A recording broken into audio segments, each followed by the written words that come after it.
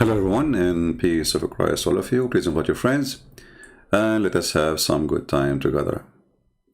My topic today is like a mix of topics actually, but the reason I am a little bit late, but I am like we are Arab, we are always late, you know. I mean, people go to the moon, we will go to the moon, but you know, we will be there, I mean, but late. But the Prophet Muhammad, he was there before everybody, remember that. Anyway, when I'm opening my browser, I saw a video by an atheist. And he is an ex-Muslim. You know, I understand that atheist people are genius. And I think that the word genius coming from the word genie. Because atheists, when they speak about anything, regardless if it's Islam or Christianity, they have the idea of genie. As an example, this guy here, he want to show you that, you know, he is not a fan of a Christianity, but he understands that Jesus is better than Muhammad, but at the end of the day, both of them, they are bad. So I wanted to give him a spank before we go to Islam. This is his view that Jesus, why is that Jesus was also 2,000 years old, older than Muhammad? We can make it young for you. I mean, if this is a problem, my friend, we can now change the date.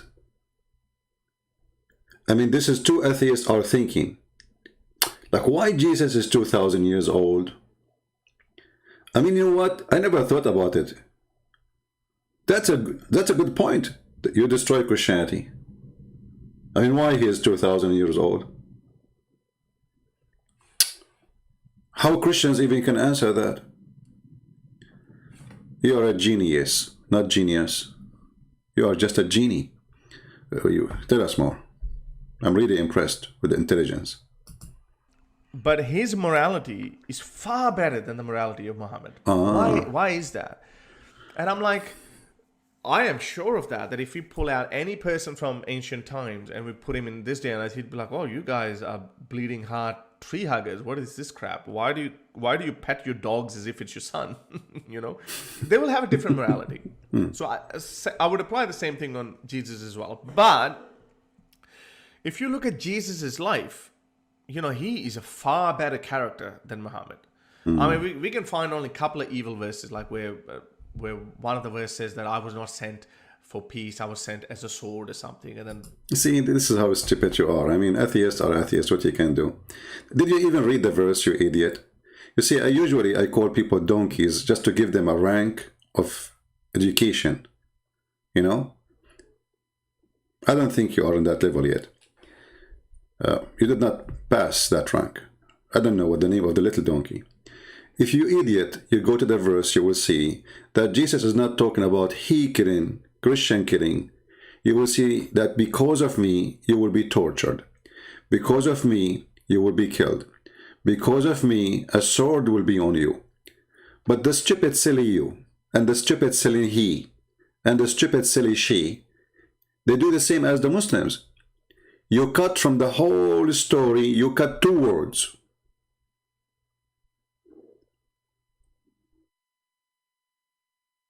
Did you even read the chapter? Obviously you did not. You see, isn't it a shame that you are a person who says you live in 2021 and you want to give an opinion of morality, opinion of education, but the educated person is somebody go and read the chapter and then he will see that he is no better than the donkey Muhammad. Because if we can go here and read the chapter, you will see that Jesus is not talking about, I came to make war. He did not make the war. He said, love your enemy, you idiot. But because people reject his teaching, and then they will kill those Christians who they believe in that teaching. This is why Jesus, he said, you know, when you talk about peace, you know, and if you go to a house, let your peace come upon it, which means Christians should come to any house with peace. If those people reject your peace, they don't want your peace, they kick you out, your peace will return to you. The same chapter.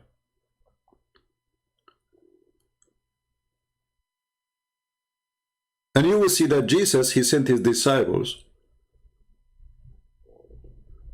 to do all the good work, not to kill. You heal the sick, you clean the lepers, you raise the dead, you cast out devils. And not only that, freely you have received, freely you give, which means all those things you do for free. But the stupid you and the stupid he, you quote, you do exactly like the Muslim. You know, they claim, those atheists, they claim that they are better than Muslims. You do exactly what, actually, I believe that you copy that from the stupid Abduls. And Jesus said to them, these things I have spoken to you, that you should not be made to stumble. They will put you out of the synagogue. Yes, the time is coming that whoever kills you will think he is offer good service. Service to who? To God. So the sword you are talking about, you either did Jesus launch a war? Did he say takbir? Idiot donkey? I don't really care for atheists because I find them very silly and very stupid. Somebody want to convince me that he used to be a monkey. You are a monkey. I do not need to debate it. You prove it yourself. A monkey is somebody, he see the banana, he think there's no tree, it's called banana. Because all what he sees the banana, he want to eat it. But there's a tree where the banana come from. And you want to convince yourself that you are a banana, but you want to convince yourself that there's no tree. And you used to be a mosquito, and then you became a chicken, and then you became a monkey, and then you became a human. Evolution. I don't know. I mean, now you are in the best process, by the way, in evolution. Because you used to be a Muslim, now you are an atheist, and tomorrow you will be a hippie.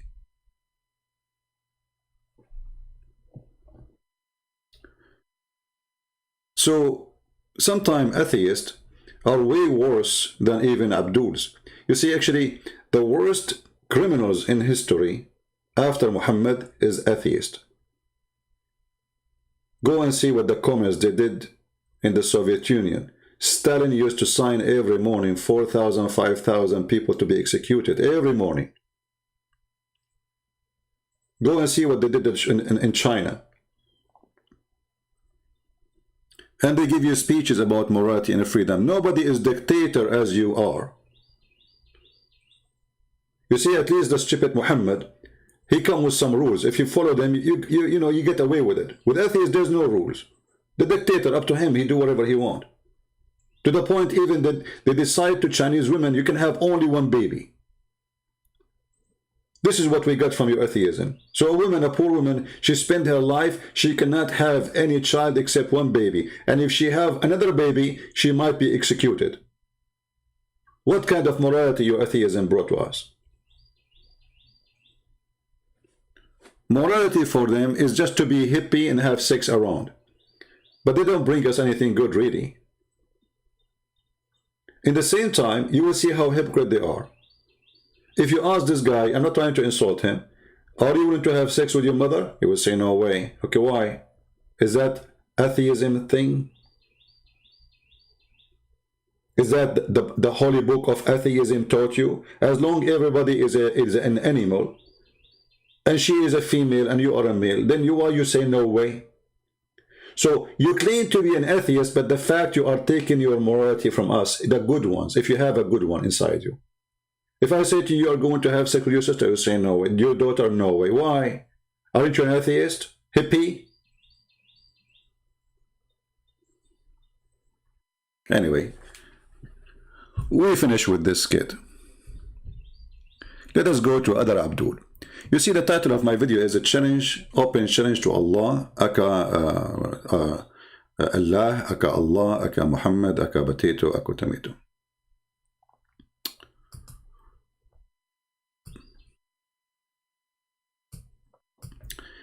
Those are the ones who teach people good manner. And those are the people who teach you about Islam. And those are the ones who have the knowledge. Yes, brother. But you know, when the Muslims they speak about the religion, I die laughing.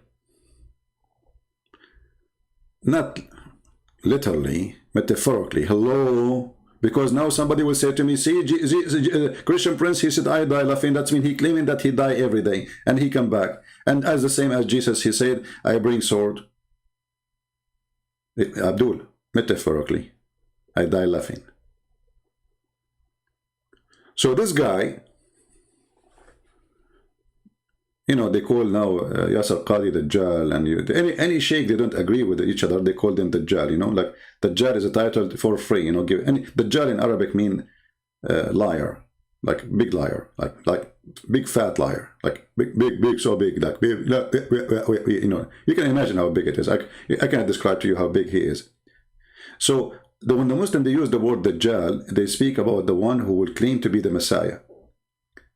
So the one who claimed to be the Messiah, he is the biggest ever in line. And here I ask myself, why? So if I claim to be Muhammad, I'm not a big liar. Obviously, because anyone can be Muhammad. If you are a child molester, if you are a criminal, if you are filthy, if you are a hypocrite, if you go to the house of your son and flirt with the wife, you are Muhammad. Easy. But you cannot be Jesus. Listen to this. What the false Jesus can do. And then you will hear my challenge to Allah.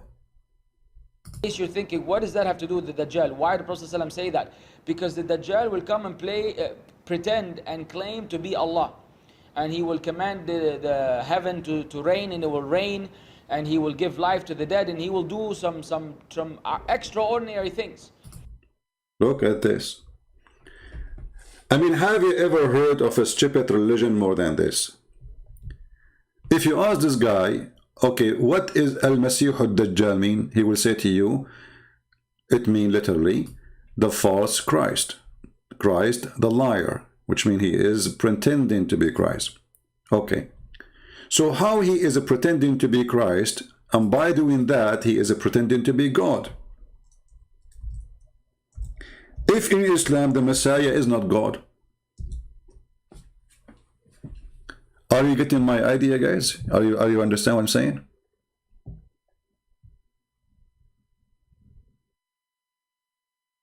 All those stories about Ad-Dajjal.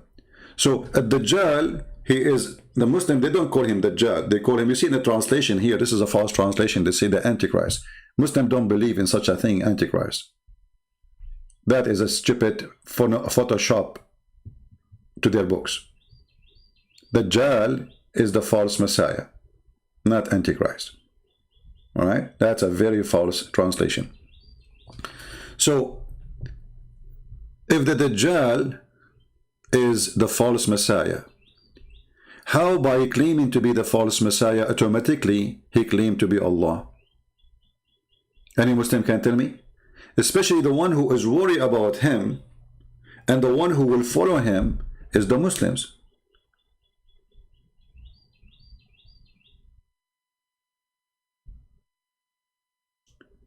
And you will see that this false Messiah, he will kill a human and then he will make them go back alive, like he will bring a sword and chop the person to pieces and then he put him together.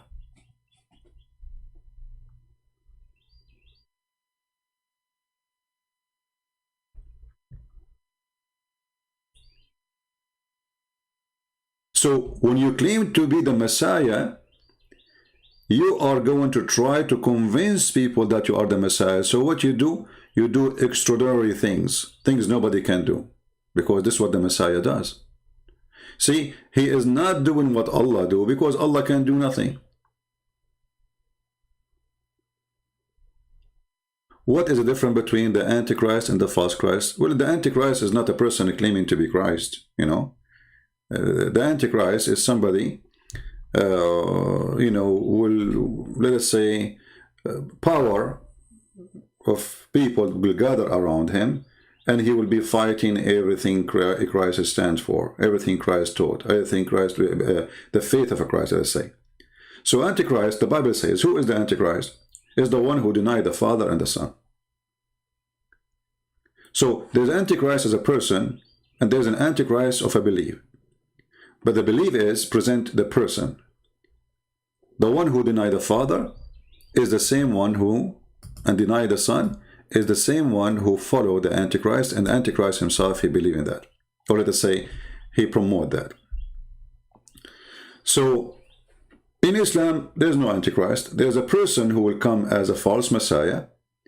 And this person, the Muslim, they call him Ad-Dajjal. Al-Masih Ad-Dajjal. Not Ad-Dajjal only. Dajjal is a short name. Al-Masih Ad-Dajjal.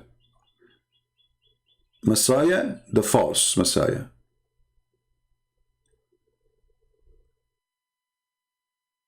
And all these stories in front of us is about this person, the false Messiah. But then you will see that Muhammad is so worried about Muslims thinking about this false Messiah to be Allah. We heard this Abdul saying that this false Messiah will claim to be Allah. Did you hear it?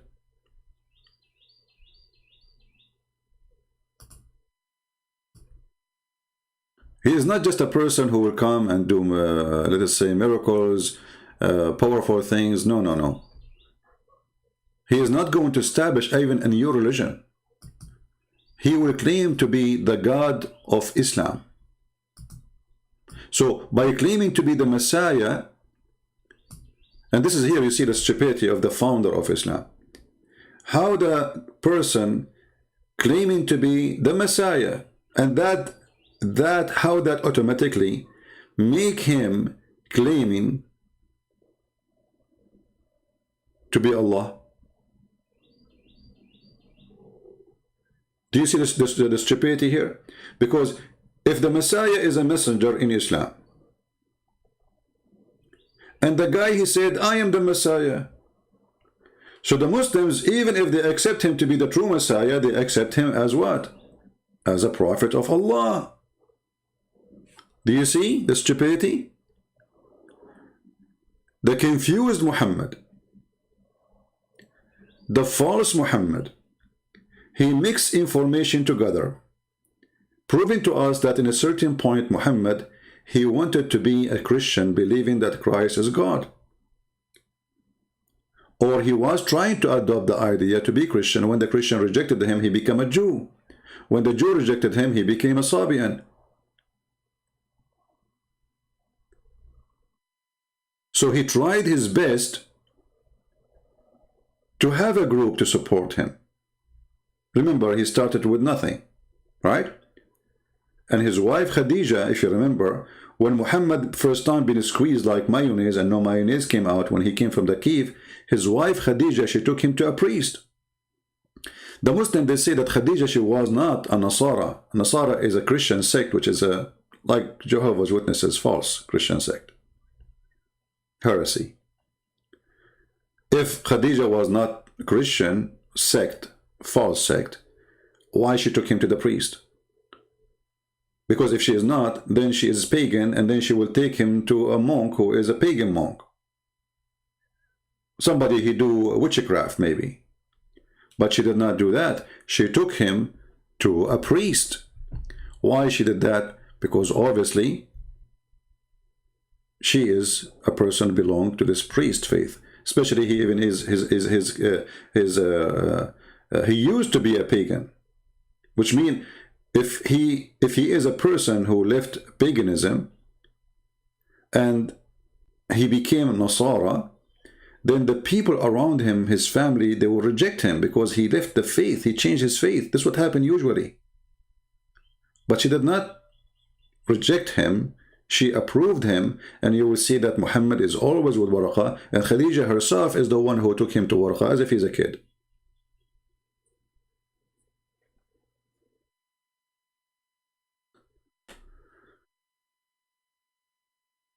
So, my questions and my challenge to Allah, Aka Muhammad, Aka Abdul, Aka Sheikhs, all of you are Aka nothing. What in the world happening that somebody claimed to be the Messiah, suddenly the Muslim, they think he's Allah? Any Muslim can tell me? How the Nasara come to believe in? Well, there's many, as any belief, anyone can create an idea and people follow it, like Jehovah's Witnesses, like Mormon. Very easy. I know I can claim something. I will find a bunch of idiot, believe me, and then we grow. This is how it works. It's not like a you know, there's like if you go and read the history in example in USA, this is in this century, not like in 20 centuries ago. I mean, America is a new country as a civilization after the Indian. You will see there's many cults. Even some of them, they claim to be the Messiah. There's a guy, he used to be, I think he lives, I don't know where, Florida somewhere. He claimed to be the Messiah, and he have only women with the big breast around him. Like Muhammad, you know, he liked big breast. And he claimed to be the Messiah, and there's people, they come to him. And he died a few years ago. So, if you think that's how this can happen, it can happen. There's right now, there's people, they worship Shaitan. There's a synagogue of Satan. Literally. Their God is Satan. They worship Satan. They wear black clothes, they put rings in their face, blah, blah, blah, blah, you know, and then they go to their, supposedly call it a church or a mosque, and then they pray to Shaitan. He is our, you know, he is the Lord. Which is remind me of those people that Muhammad himself, obviously he worshipped Shaitan too. Because even the hadith says that Muhammad, he received command from the devil.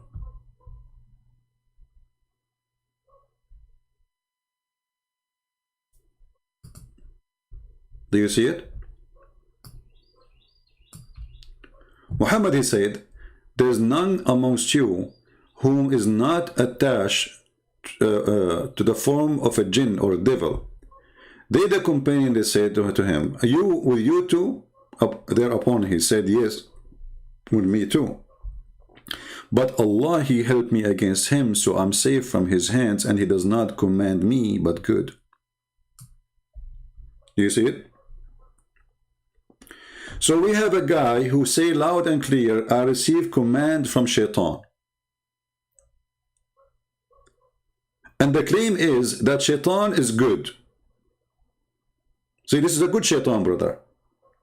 He was a bad Shaitan, he's a bad Shaitan, but Allah helped me against him. So Shaitan command me to do good. Have you ever heard of a Shaitan command to do good? Like what? Hey Muslims, can somebody give me a good command of Shaitan?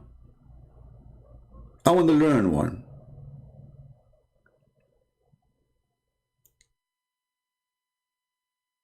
So we have a clear evidence that Muhammad, actually all the Quran confirmed that Shaitan, he worked for Allah, and Allah, he is just another form of Shaitan.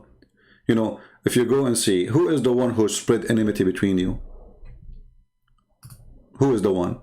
The Quran says Shaitan. The one who spread enmity is Shaitan. Chapter 5, verse number 91.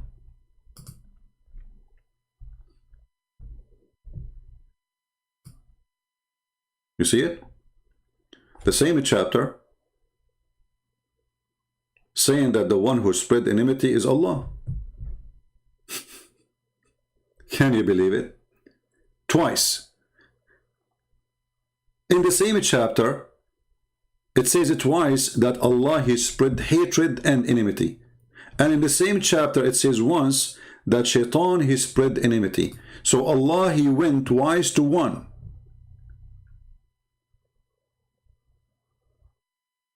This is chapter 5, verse number 14. Allah spread hatred and enmity between the Christians. The same chapter. So we string them with enmity and hatred between one to other. In the same chapter, you will find in chapter 5, the same chapter, verse number 64, Allah will spread the enmity and hatred between the Jews. So the Quran says, Shaitan, he do spread enmity and hatred once. In that chapter, Allah spread it twice. So you will find that the goal of Satan and the goal of Allah is in total agreement. Both, they do the same act, spreading hatred. While Jesus was saying, and he said, love your enemy. Forgive those who do bad to you. Actually, even, you know, what is the most famous prayer we Christians we pray? I just remember something. What is the most famous prayer we Christian we pray? Somebody tell me. I know the sound take time to come to you.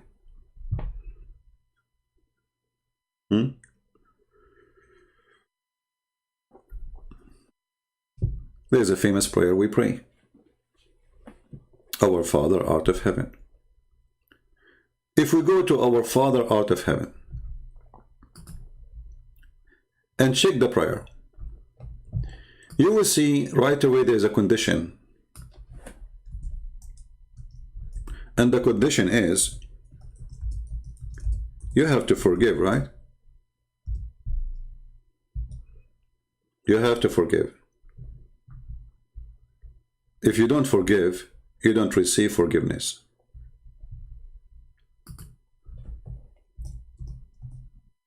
When Jesus, he said to us, pray like this, and he gave us that amazing prayer.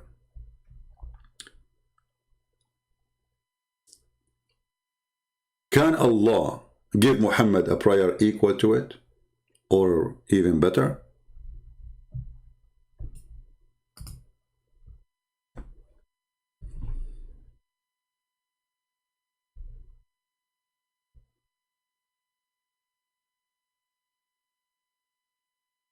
Any Muslim can answer us?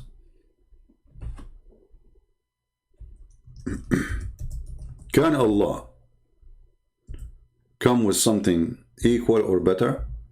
Like, do you have Muslims in your religion? Something better?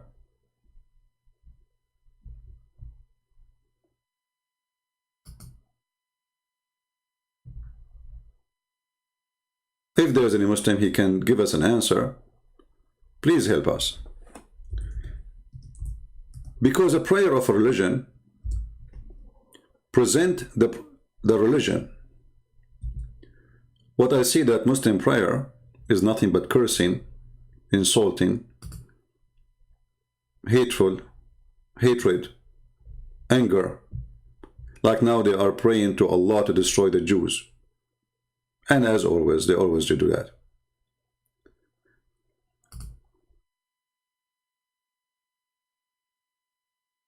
So while Jesus was teaching people to be good, to forgive to others, the Quran was speaking about revenge and killing.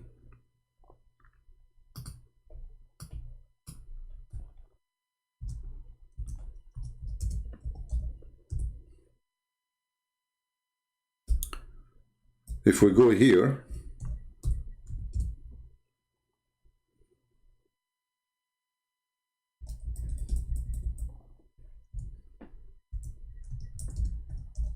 let's open this verse.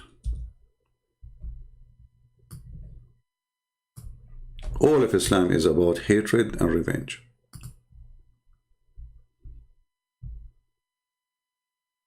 Allah will punish them by your hands. Cover them with shame.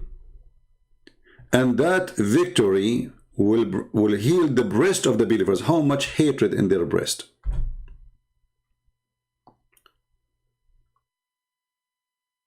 And then if you go to the prayer of the Lord, which he taught us to pray, when he said pray like this, you will see how amazing, how beautiful it is, how simple, how nice.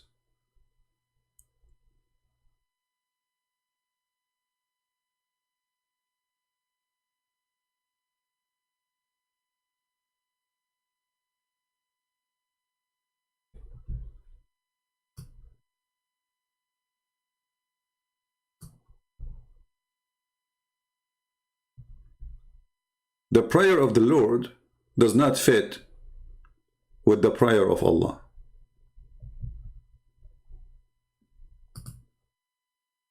It does not, in every way, in every mean.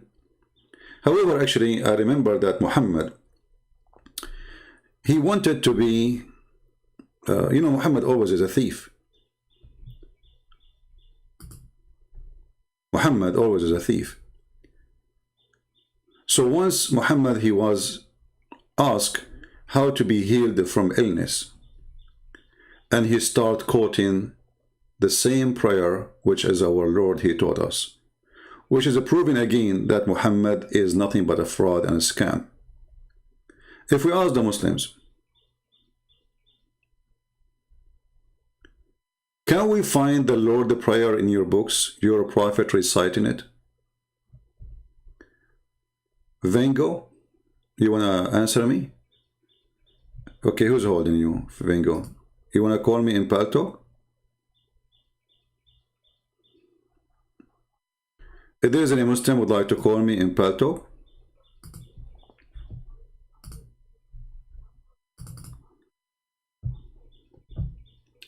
if there is any Muslim would like to call me in Paltalk and answer me, as I heard I saw in the chat somebody saying he can answer me.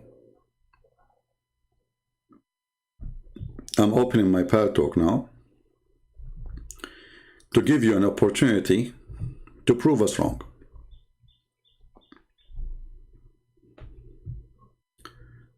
All right, my Paltalk now is open. If you are willing to talk to me, please don't hesitate to text me immediately right now, and I will call you. You cannot call me right away, you have to text me first. Just text me, and I will be happy to call you. Tell me I'm a Muslim. Don't text me, says hello. Tell me I'm a Muslim, I want to talk to you. All right? Yeah, they can only answer me face to face. That's it. Face to face.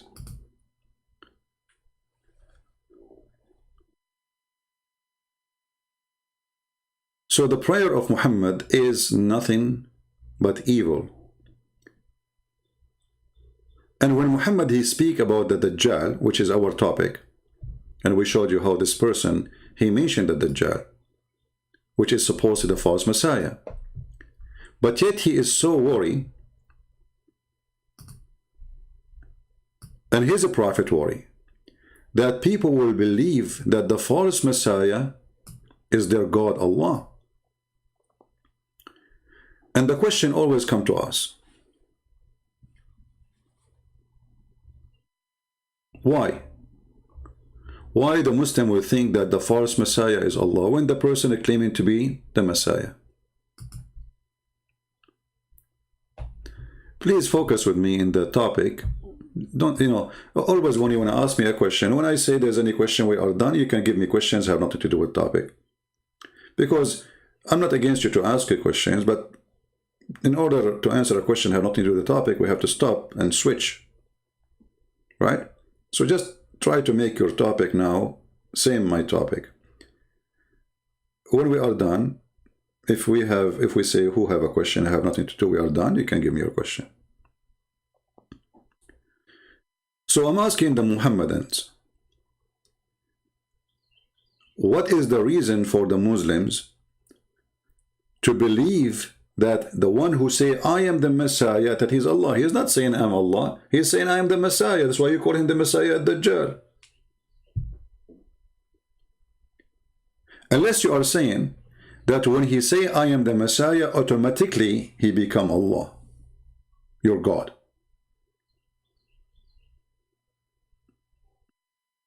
Any Muslim can help us?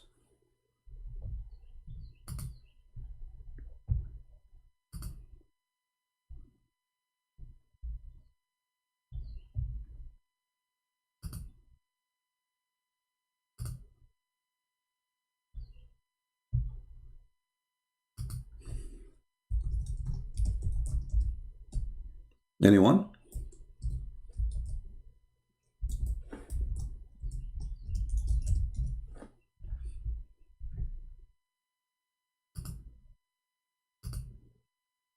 Is a Dajjal is a false idea, false story made by Muhammad, or it's something real?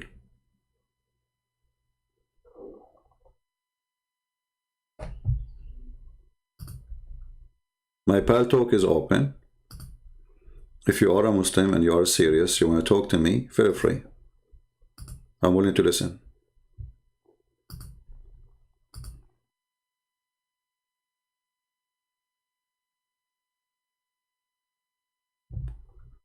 There's a Muhammadan in Pal Talk, but this is old one from yesterday calling me coward. Let's try to call him. No, he is not online. You know, they call me coward. They challenge me when I am not online. Okay.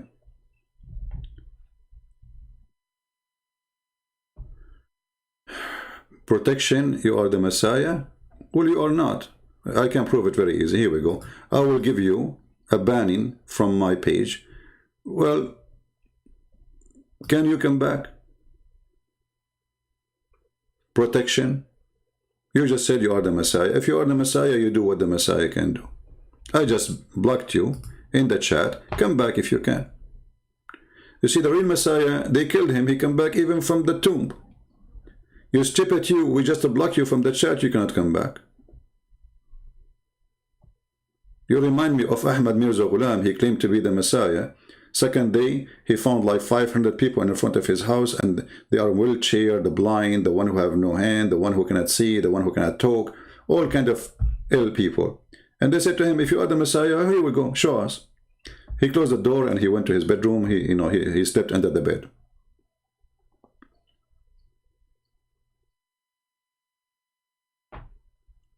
Any Muhammadan can answer us? Why automatically, if some person claimed to be the Messiah and he can do miracles, amazing miracles, you automatically think he is God, when the person, his name is the false Messiah? Why you guys are laughing? Show respect. Come on, put yourself in his shoes. You know? Put yourself in his shoes. And if you are like bald, put yourself having the hair of Sam Shamoun. I'm just joking. You know, I love Sam Shamoun. Very nice person. Any Muhammadan? So, is it possible that because... Okay, so now if somebody says he's bald, is he automatically claiming to be Sam Shamoun? I mean, it doesn't make sense. So, this guy at Dajjal, his name is the false Messiah. So why in the world you Muslims will think that he's God? The heaven to rain, and it will rain, and he will give life to the dead, and he will do some extraordinary things. Stop. But how he can do that? Isn't it the Quran says only Allah raises people from death? Isn't it the Quran says who bring people from death but Allah? So how this person, the false Messiah, he can do that? All right.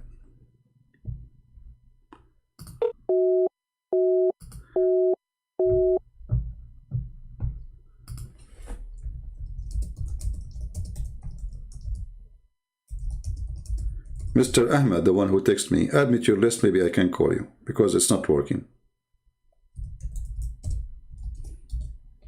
Add me to your Pal Talk list, because sometimes your setting can be wrong.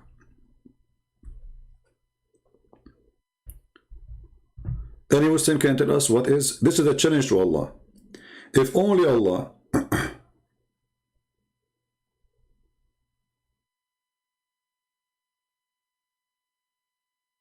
can raise people from death, and only by the permission of Allah, anyone can raise people from death. So how come this person, he can do that without the permission of Allah? Does it say anywhere that Allah is the one who made this person able to do so? Any Muslim?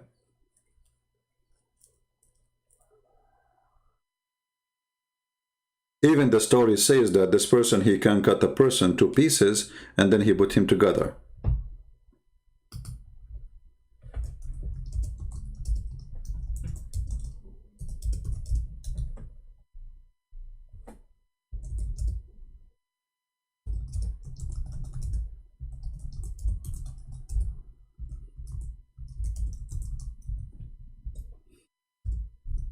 Any Muhammadan?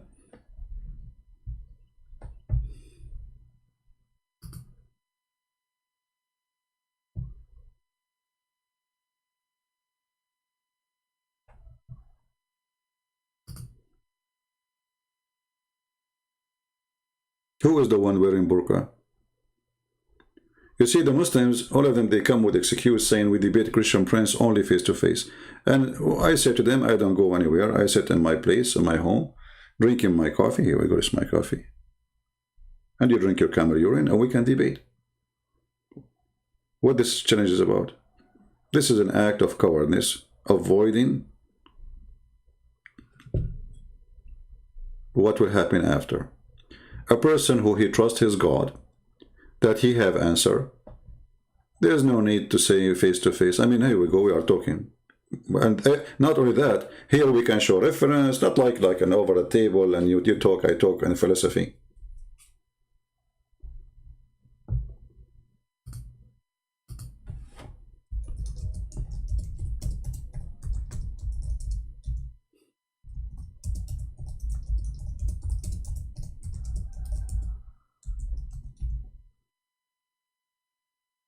Anyone? What is your best coffee? I drink Greek coffee. That is the best coffee. You make you grind your coffee very fine, you know, not just extra fine. It's very simple actually to make it. Heavy duty coffee. Once I have my neighbor, he said, let me try it. And then he called me like around 2 a.m. You know, he did not call me actually. I was, you know, I stayed late, you know. So he saw my window and he said, are you up? I said, yeah, what up? What's up? He said, you have no idea what you did to me. I can't sleep.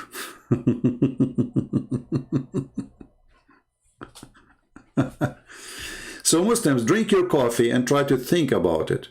Why in the world this person, he become Allah on your eyes? If a person, he can create, or let's say he can make a dead man come from the grave, and he is a false Messiah, you believe he is Allah suddenly. So why you don't believe the true Messiah is the true Allah then? Because this is the true Messiah. Imagine this is stupid religion. There is stupid prophet come with a stupid idea that a false person who claimed to be the Messiah, he is fake. And then he do miracles. And then because he do miracle, they will think he's Allah. But he's saying, I'm the Messiah.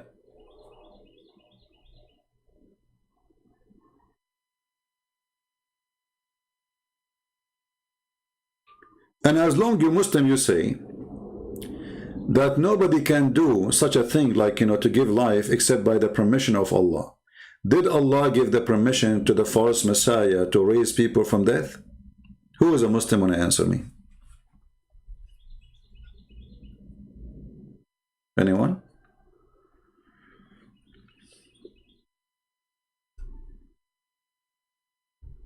If there is anybody?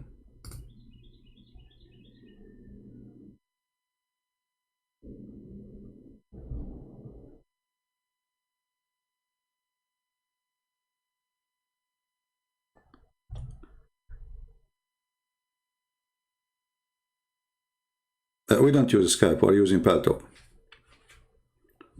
Anyone?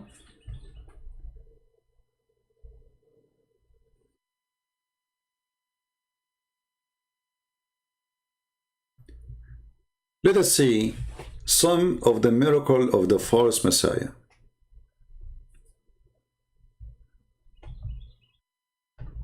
Some of his miracle.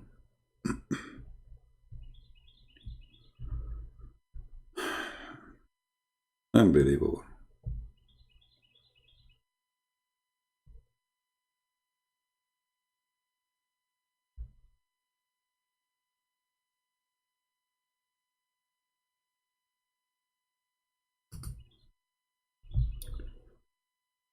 Hmm.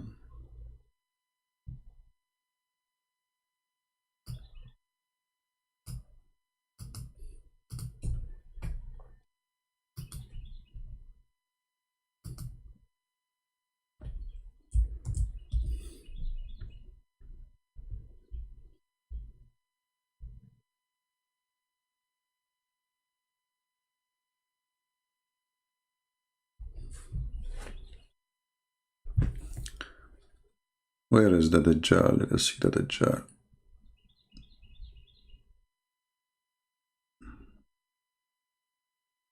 Here we go.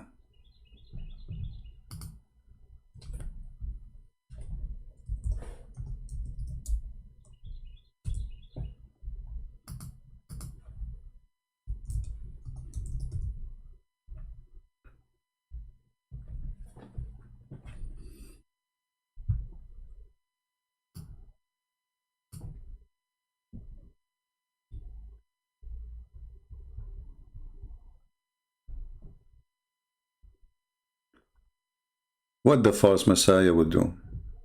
Muslims.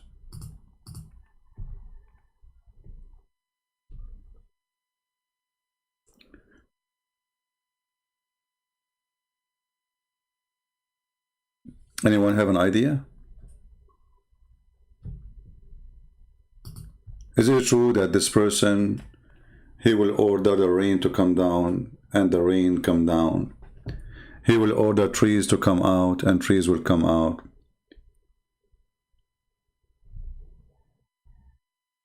But is it true it says that this is all happened by the will of Allah?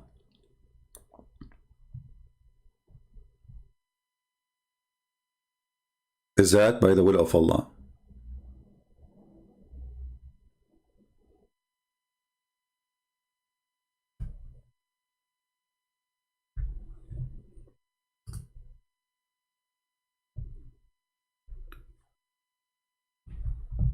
Any Muslim?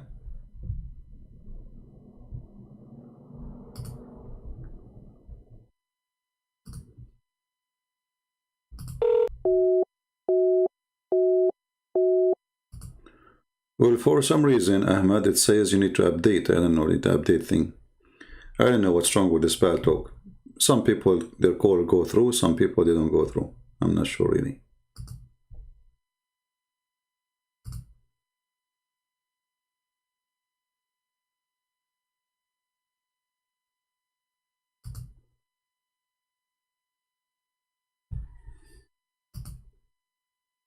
Any Muslim?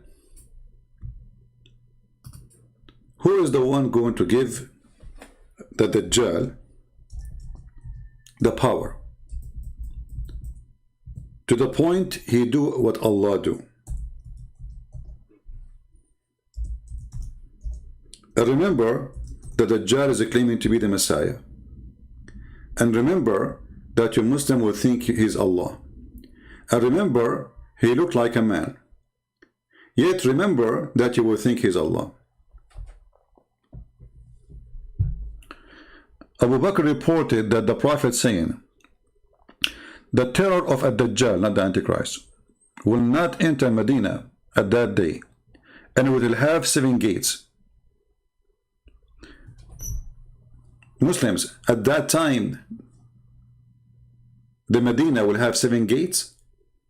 How many gates you have for Medina now? There's no gates. What gates? Your prophet prophesying in the future, because this will happen before Judgment Day, that when the Dajjal come,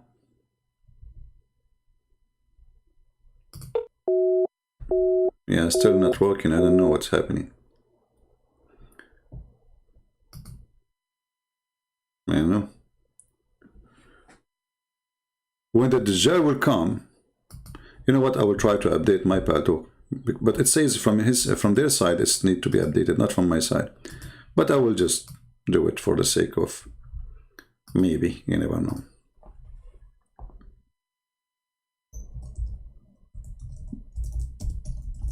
Any Muslim?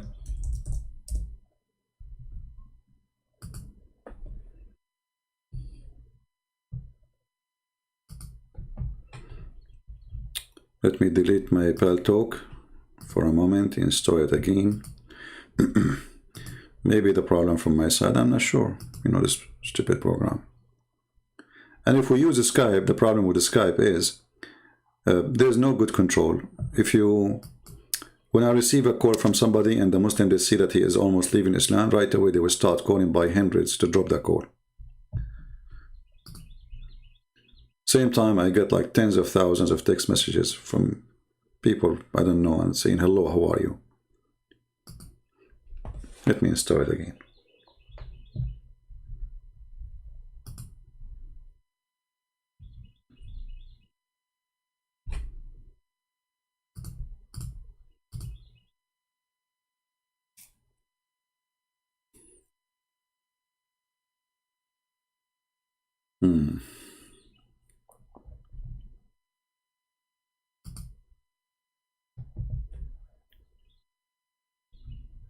Come on.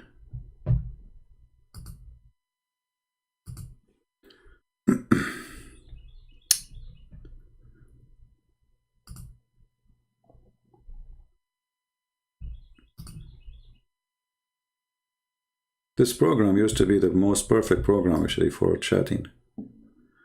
But I guess since there's too many competition these days. Okay.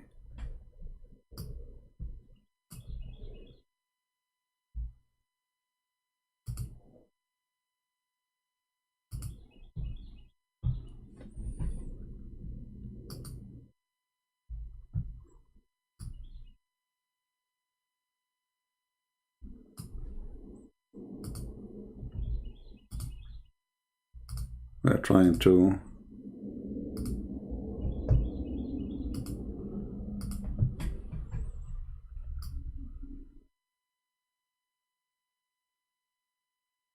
I'm not sure why it's taking too long time. I mean, so long. Anyway, I'm restoring my Paltalk for now, but we will wait until it's ready. So do we have any Muslim have anything to say?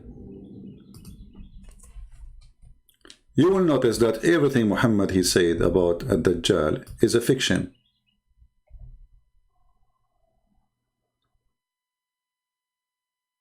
And why in the world this person will claim to be the Messiah don't claim to be Muhammad?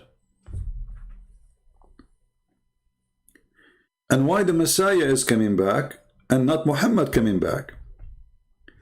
And why the person who claimed to be the Messiah, he is going to do amazing miracle in order to like, I don't know what the word in English to say, like in person, or what word we would say, like if somebody trying to be somebody else, to steal his identity, impersonate. I'm not sure, you know, my English is not good. Anyone? Why he chose the Messiah? Is that because when you choose the Messiah, you choose the most powerful person in the world, and that will make people believe that he's God? Why the Muhammad, he keeps saying, I seek refuge by Allah from the trouble of the false Messiah? Your prophet himself is terrified. Do you see it? And here, by the way, you notice that Muhammad is a false prophet again, because if he is seeking refuge from the trouble of the false Messiah, and the false Messiah did not happen after even 2,000 years, the one the Muslim waiting for, yet Muhammad was afraid from the false Messiah in his time, in his lifetime. Do you see it? Impersonate? Yeah, impersonate, thank you. I know the word, but I don't know how to pronounce it. You know, sometimes like, I have a very good English, by the way. They offer me to teach English in Stanford University, you know. But I said to them, you know, I am illiterate like Prophet Muhammad, and they said, no problem, no problem, perfect, because it's proven by science. Illiterate can be a teacher. Illiterate person, he can be the best, always, proven by science. And best example, Prophet Muhammad. Any Muslim?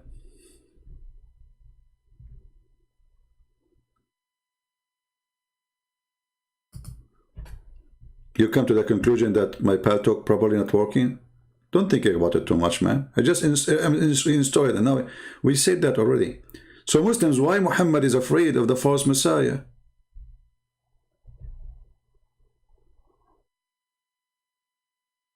Right? Well, you know, the Messiah, our Lord, he mentioned there's many false Messiah will come. He said, you will see him. He said, they say he's here, he appeared there. He said, don't believe them, right? So we knew that. But this Muhammad, he claimed there's only one false Messiah. And this false Messiah, the Muslims, when they see him, they will think he is Allah. You see, this is our topic. It's not just about the false Messiah. This false Messiah, he can do amazing miracles. He can cut a human being in 2 pieces and put him together. And Muhammad is so paranoid about him.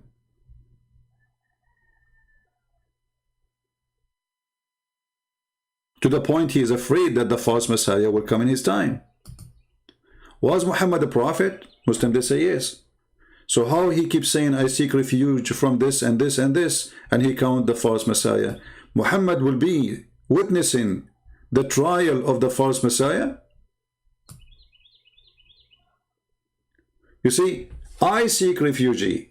He did not say, I seek refugee for you.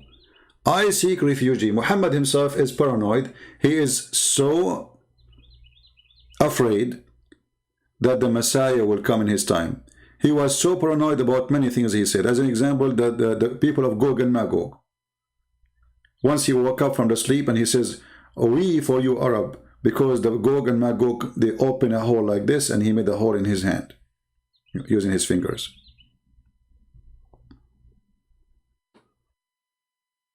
Do we have any Muhammadan? Want to say anything?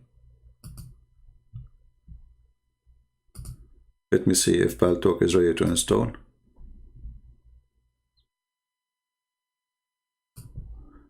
Okay, finally it's ready to install. Let it install it.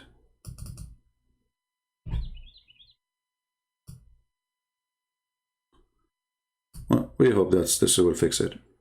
You know, maybe because you guys, the one who's trying to call me or me, are not saying inshallah. Because according to Muhammad, if you say inshallah, everything will be no problem. You remember the story of Solomon? He decided to have sex with 99 wives, and then he forgot to say inshallah. I mean, how in the world you do that? So he had 99 wives in the bed, and now he is going to do cuckoo. He took off his pant and he started doing the job. And the purpose, brother, is to make, brother, babies that will do jihad.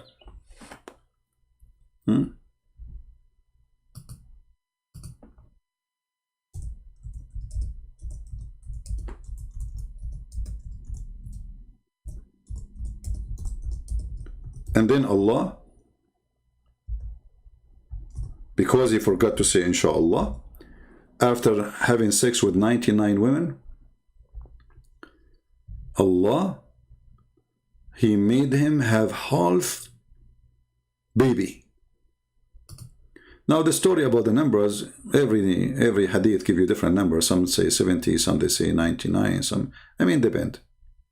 You know, depend in that in the mood of Muhammad. If he was saying that story in the morning or at night.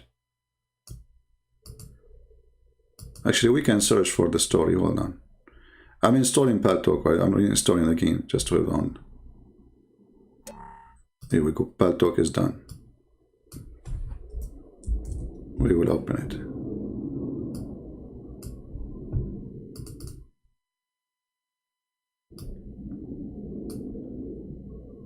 Okay.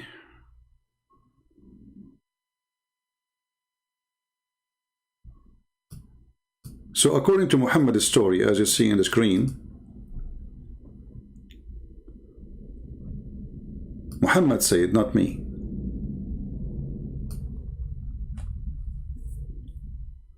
Abu Hurairah reported that the Prophet of Allah is saying the following: Sulaiman, the son of David, the apostle of Allah, observed, I will have intercourse with 70 wives. You see, the story here is 70. During the night, one night, all of them will give birth to a male child who will fight for the cause of Allah, so they will join Hamas. His companions, you know, his companions, let me open Paltalk, hold on. It asked me to give permission. All right. So his companions, they said to him, don't forget to say inshallah. They told him.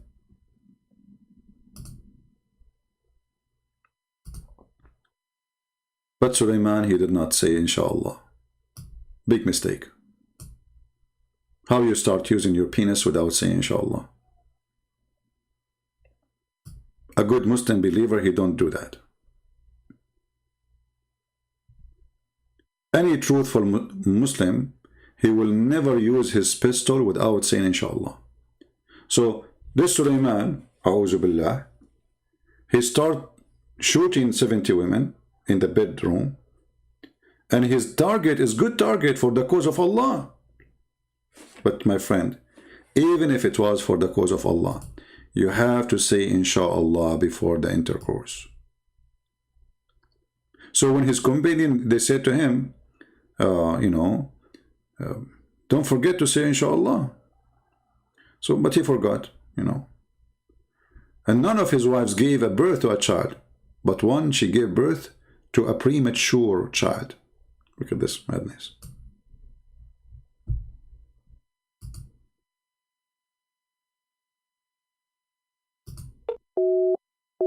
Yeah, still the same, my friend. Mr. Ahmad, the one trying to contact me, I don't know, I'm trying to call you, it's not working, my friend. Okay, let's see this person.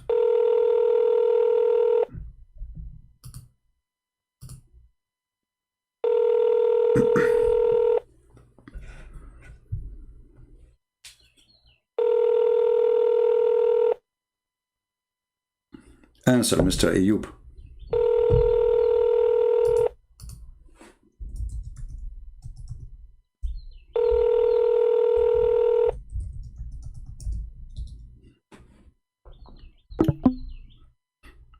He's not answer. Okay. I don't know. They said to me, call me. And when we call them, they don't answer.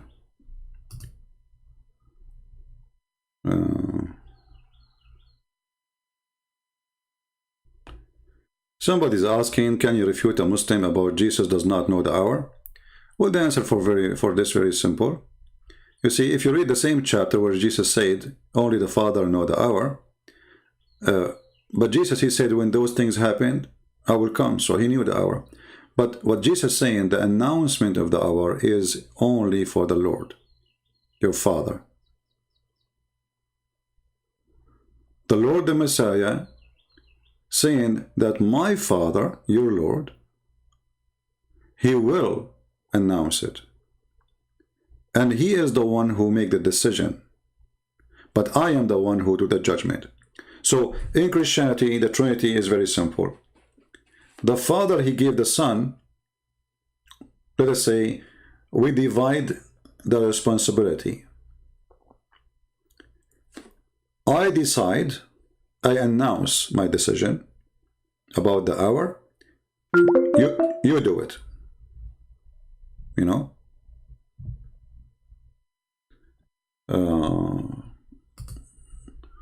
Let us see, Ahmed. Okay. Let us see, Ahmed, chat room. Hello? Hello? Are you there, Ahmed? Do you hear me, my friend? The problem in the chat room, we cannot speak at the same time. Just to let you know. You have to click at the microphone so you can talk to me. Go ahead.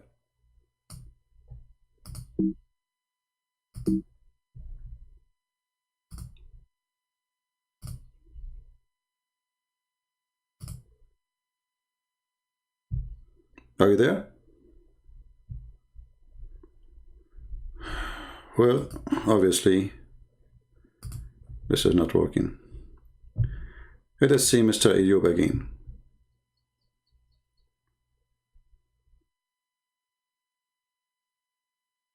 Some subscription thing pops up. Can you call again? Yeah, it's free. It's free.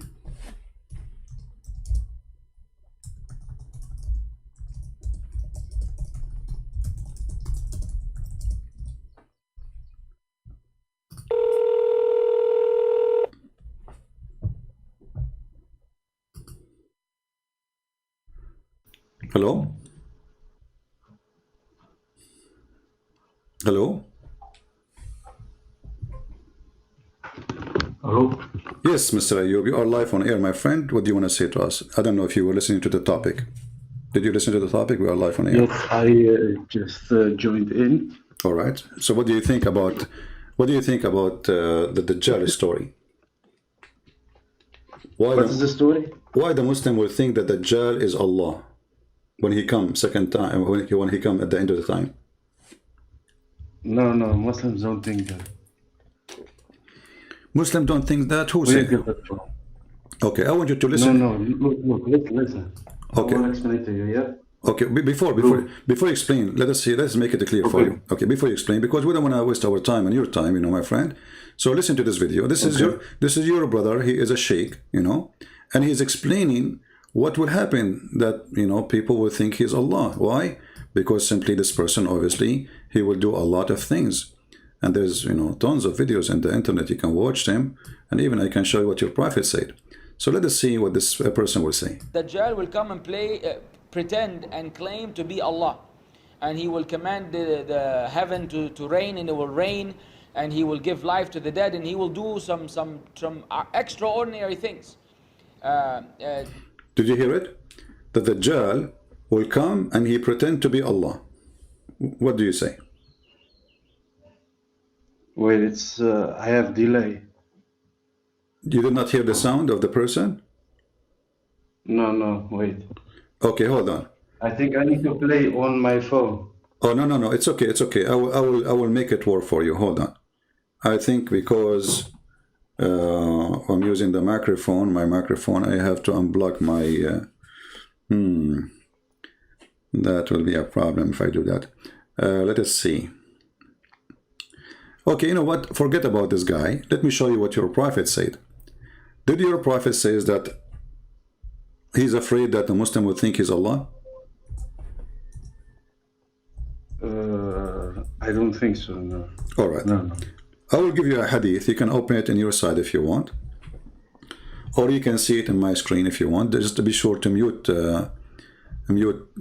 Paltalk so we don't have double voice. This hadith here in front of me, and I will post it for you. You can read it in your Paltalk, and I will give you even the link. It says that... But you need to show me Sahih, yeah? Yeah, Sahih. Don't show me... Yeah, this is, I know Islam is full of weak things, right? I mean, you are saying... No. You need to show me from Sahih only. If you don't show me Sahih, I don't want to see it, okay? But this is weak, so what we would do now? Yeah, if it's weak, then I don't want to see it. So what weak mean? What weak mean? What do you mean by weak? What does that mean? If scholars say it's weak, then I don't accept. So what does that mean? But when you say the scholars say weak, what does that mean? If you show me hadith, you need to show me authentic. I understand. What weak If mean? you don't show me authentic, then I don't accept. But what weak mean? Does it mean like fabricated? Yeah. So you Muslims, you write in your books lies about your prophet? No, who say that? No one say that. You just said it's fabricated. No, I say if it's not authentic, then it's fabricated. Okay, No, so who is the one who wrote this fabricated story in your book then? Isn't it you Muslims? Who is Al-Bukhari? Who is Muslim? Who is Ibn Majah? they are scholars. Huh? Okay, so why they are writing those stories? You just said it's fabricated. Why you Muslim, you write fabricated story about your prophet? No, but I say to you, if they rate the hadith. Do you get what I But say? if it's fabricated, why they are writing in their book a fabricated story? They should say this is garbage. We throw it away. We will write what is what the Okay, point. who say that? Okay, listen. Who say that? Okay, no problem. Listen. Well, listen. No, listen. This is a sahih hadith. The hadith I just mentioned to you is sahih. So let us stop playing the game of weak. I wanted to show the people anything we show the Muslim right away, they say it's weak. Anything is they don't like, they call it weak. They don't even know what the hadith is about. Maybe they never even heard of it. Anything they don't like, they say weak, just to throw it away. Okay, so now listen. Wait. So listen. This is sahih. So what we will do now? You're a prophet saying, I am afraid that you are going to be confused and think that the Dajjal is Allah. I say to you that the Dajjal is as the following. He described him that he is short, he is fat, he Okay, is huh? show me the hadith. I give it to you. scroll down. I give it to you in Paltalk. I give it to you in Paltalk. You can read it there too. Wait, I need to see the hadith.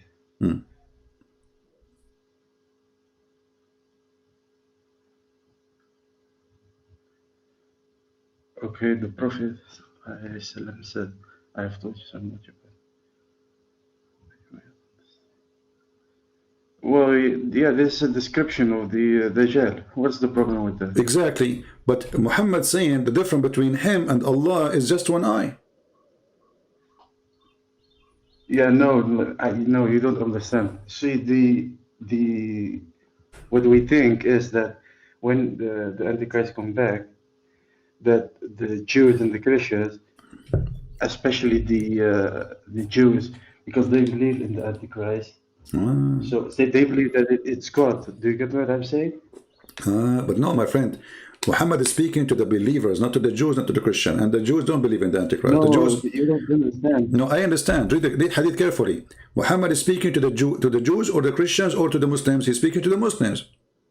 So he said to them, I have told you so much about the Dajjal, the false Messiah, and I'm afraid you might not understand that the Antichrist is short, hinted, woolly-haired, one-eyed, and eyesightless, and neither protruding nor deep-seated.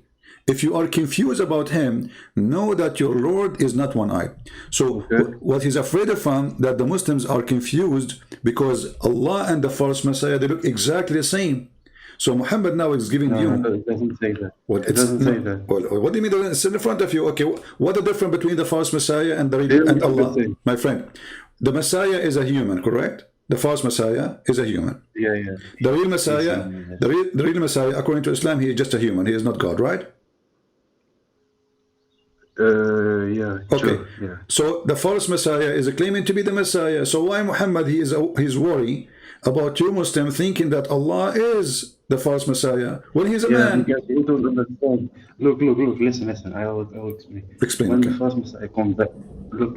When the false Messiah comes back, he will deceive people, and he will do miracles, and people will believe he is God. Because you believe but this is not a man is God. But this is not my question. It's not, you see, the Muslims are the one to believe him, not us. This is not us. Muhammad, he's afraid that the Muslims will follow him, not us. Not us. Yeah, of course. So how Muhammad, okay, how Muhammad make you now able to recognize that this is not Allah? He said, you should know that Allah is not one-eyed, right? So this guy, he have a problem. He looked like Allah exactly. He's short. He have curly hair. He's neither protruding. It's in the front. It's in the front of you. What is the okay? What is the only? What is the only? Okay, how many eyes Allah have? It doesn't matter. No, it matters for me. I want to learn about Allah. I want to convert to Islam so I can get the 72 versions. What do you mean it doesn't matter? I want to see. I want to see how Allah he see me. Do Allah he see me if he turn his face, or he see me? He sees all see. Okay, so your prophet saying he is not one-eyed. How many eyes he have? I don't know. Maybe 2, maybe 5,000. It doesn't matter. Well, but he doesn't have one, and well, we know. If you have 5,000, that will make him a spider or a bees, you know. But you see, well, I'm not making fun. You know, your prophet says the only difference between the false Messiah and Allah is one eye. Okay, do Allah have a hand? Do Allah have a hand, my friend? Yeah. Okay, that's true. How many hands you have? I don't know. 2 hands. And I can show you the hadith. Where it say that? Okay, here we go. You go show fake hadith again? Or, you Muslims, you have a lot of fake stories, it look like, you know, because anything we show you, say it's a fake story. No, you make a fake story, because last time you lied. I lied. I remember you lied. Okay, I lie. Okay. You lied about that. Listen. Last time, because I want to ask you a question after you finish. Because last time you lied about Zakir Naik. Okay, you can ask me, you can tell me about the lies as much as you want. Here it says, and both his hand, Allah, he have 2 hands, and both his hands are right hands. So not only Allah have 2 hands. Where it say that? It's in the Where does it say hadith. that? In the hadith in front of me, it says there, and both his hands are right hands. So not only he have two hands, he have a birth defect. He's born with two hands in the right. I don't see the. Oh wait, it's. I have delay maybe on my screen. Wait, No problem. is it the hadith? It is a hadith, yes.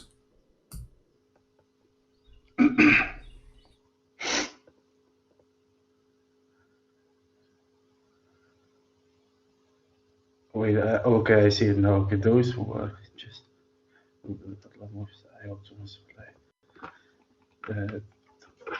Those were just in the release and the days. And both his hands are right. Okay, okay. So what's your point? You said to me, I said Allah have two hands. You No, said, no, no. I didn't say it's not true. I said where is the evidence? I didn't say it's not true. okay. Okay, I have no problem So with now we are forming a man. Allah have two eyes. Allah have two hands. Allah have two feet. Allah have two arms. So this is a man. And now the prophet saying, I am afraid that you will think that the false Messiah, who is a man, you will think that he is Allah. You know why I Muhammad? explained to you. I explained to you. Listen. I explained to you. People will think that because, for example, you believe that Jesus is God because he did miracles. For one example, Well, and a lot of people thought that about the prophets in the past.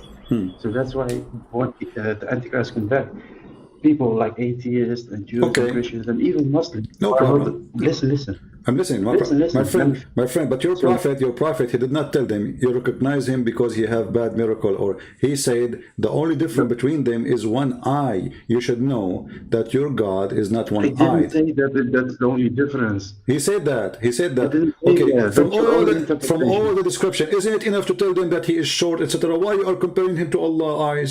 If he is short, just tell him he's a man, and that's it. People will know that he is a false man anyway. He's a man. He's not God. You know, as long as he's coming as a man, why are you going to be confused? Think he's God? Because if miracle, you Muslim, you believe that God is not a man anyway. And if the guy is saying, I am the Messiah, he is saying, I am. This is why you call him the Messiah, the Dajjal. You say, I am the Messiah. So the man is saying to you, you are the Messiah. And you are a Muslim who believe the Messiah is a man anyway. So why you think that he will be Allah? Okay. Okay, so who is going to think that? Explain to me then. The Muslims. If you think I don't understand. The Muslims will think that he is Allah. Wait, let me read the hadith again because I don't think you understand. I have told you so much about the very Antichrist that I'm afraid that you may not understand. The Antichrist is short and tall. Will he add one eye and eyes? And neither protruding nor deep-seated. Okay, so who is he? Is he speaking to his companions in this hadith? What do you think? He's speaking to the Hindus? Well, I don't understand what you're. I just don't get your point because I already told you. My friend, your that there are prophet, people who listen listen. to the teaching of your prophet? Who your prophet talking to? He's talking to his companion, obviously. I don't believe in this madness. So this is made for you, not for me. So your prophet is worried that you will be confused. Do you see the word confused? Okay? If you are confused about him who? The false Messiah. No, he's not only talking about. Listen. Hello. I'm listening. Hello? Yeah, I'm here. Okay, just let me finish, okay? Okay, listen. I already explained to you. It's also about Muslims, but it's also about other people. So if the Messiah, that's how how I see it. If the Antichrist come back and he will do miracles, because it's also in other hadith that he will do miracles and people will follow it and people will see him as God. So also it's talking about that Jews and Christians, etc., will follow him, but it's also said that Muslims who are weak in their faith will also follow him. So I just debunked you already with that because you said it's only about Muslims. So what you got to say to that? I told you it's in another hadith. I don't remember which one it is, but to be honest with you, your answer remind me of a prophet Muhammad. There's a guy, he is blind. He come to his house and then he said to his wives, cover yourself, cover yourself. And then the women, they said to him, the wife of Yeah, Muhammad, they said, what's wrong with it? but he said, they said to him, but he's blind. He cannot see us nor recognize us. He said, are you blind too? So I am saying the same to you. So now you are saying to me that this hadith is for everybody, not only for the Muslims. And Yeah, there's of course it's some, for everybody, because the Quran is okay, for all mankind. okay, hold on. And then the only way to prove that this false Messiah is false is Allah don't have one eye. What does it have to do with Allah have one eye or two? I Oh thought you my God, Muslims. you don't understand. No, I understand. The answer is very simple. He don't have one eye. The only difference, how we can know that this is not Allah? You should know that your Lord is So what not are you one saying? eye. You think that Allah is a man? I'm not saying your prophet saying that the only way to find out if he is Allah or not, ask him to take off his sunglasses and look at his eyes and tell him, look me at the eye. Hey, look, no, look here, look here. And if he have one eye, that means he is not Allah. He have two eyes and they are fine. This is Allah. That's what he's saying.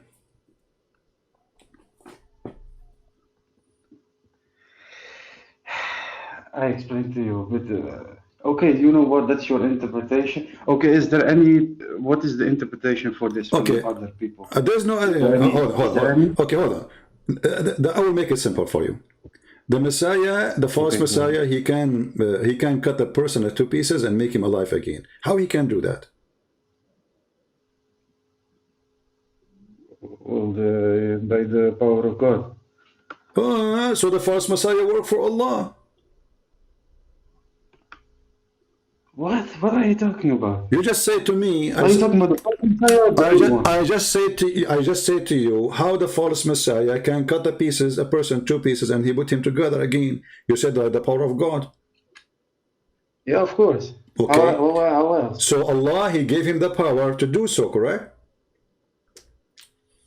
Well, yeah, of course. How else is he going to Okay, do it? See, so- another God. We don't believe in three gods like All right, you. hold on. So is the false Messiah a bad person or he's a good person doing the plan of Allah? I don't know if he's a bad person or a good person, but he's a deceiver. So why you okay? If he is a deceiver, but he is just working for Allah, so the real deceiver is Allah because Allah he sent him. No, it doesn't work. Okay, No, it doesn't work. let us go back to zero. Who is the one who gave for Shaitan. the power to the false Messiah to make people come back to life, to command the rain, command the ground? Even he can ask the ground to bring gold out, and the gold and jewelries will come out. So who is the one who gave him this power? I want the answer. Yes, Allah will give him the power. Allah gave him the power. So what's your point? How does it make Okay, Islam false? What's your point? this bad person, he's not exist now. Allah one day will create him, and then he will give him the power, and he will send him on us, correct, to do bad, correct?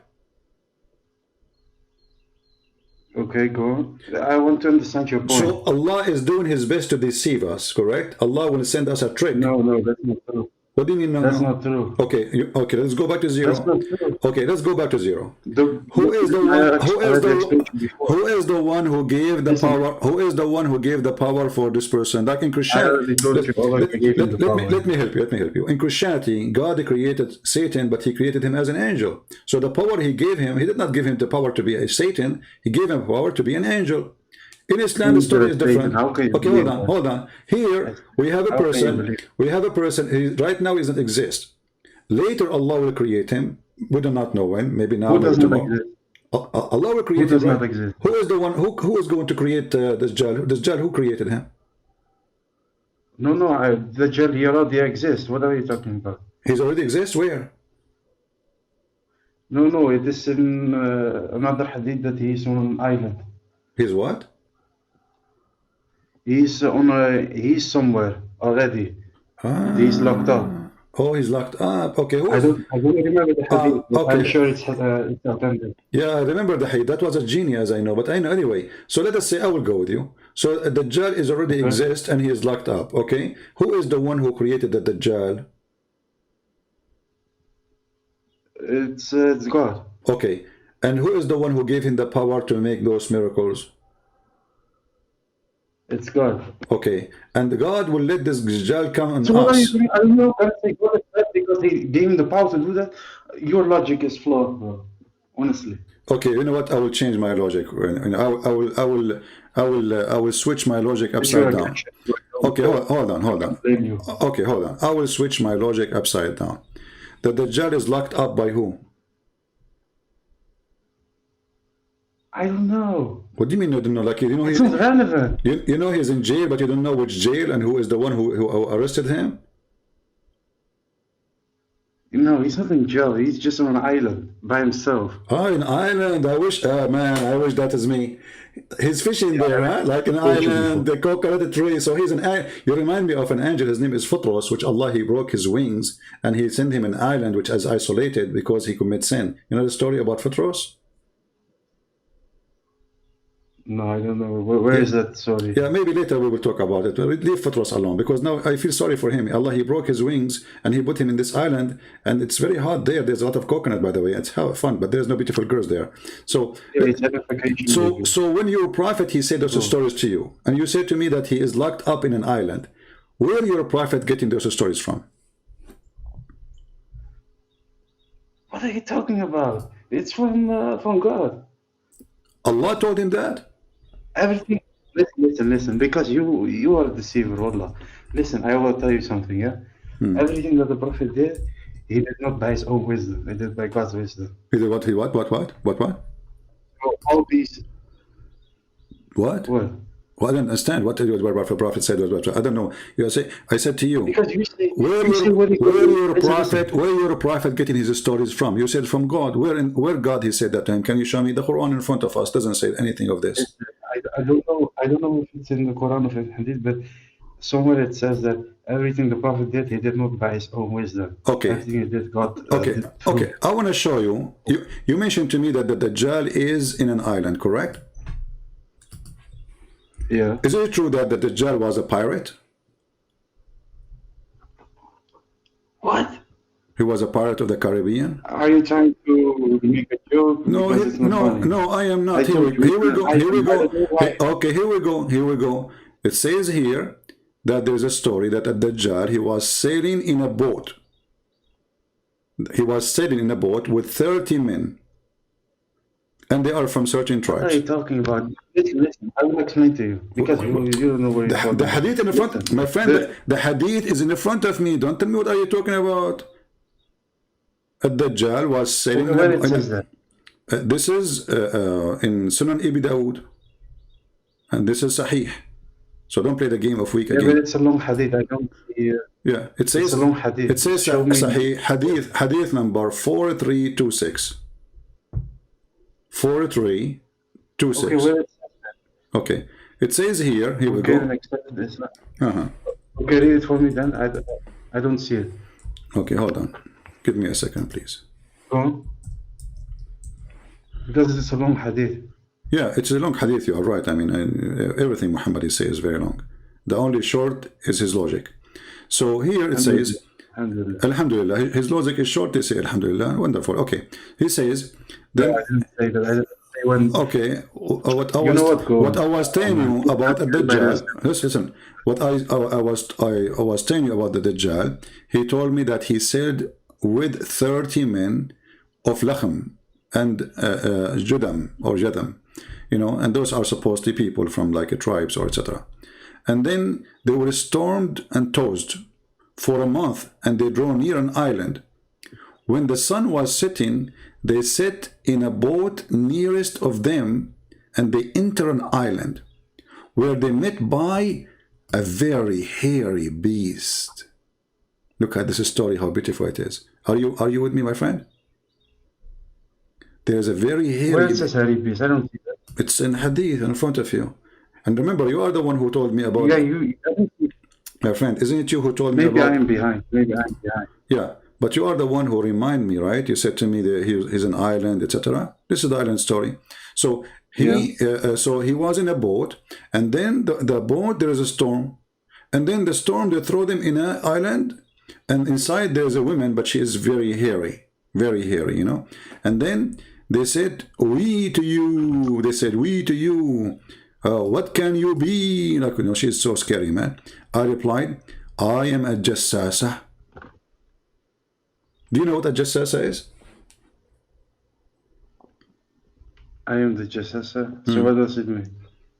You don't know what the Jassasa? Does it mean I'm the Dajjal? Huh? Does it mean I'm the Dajjal?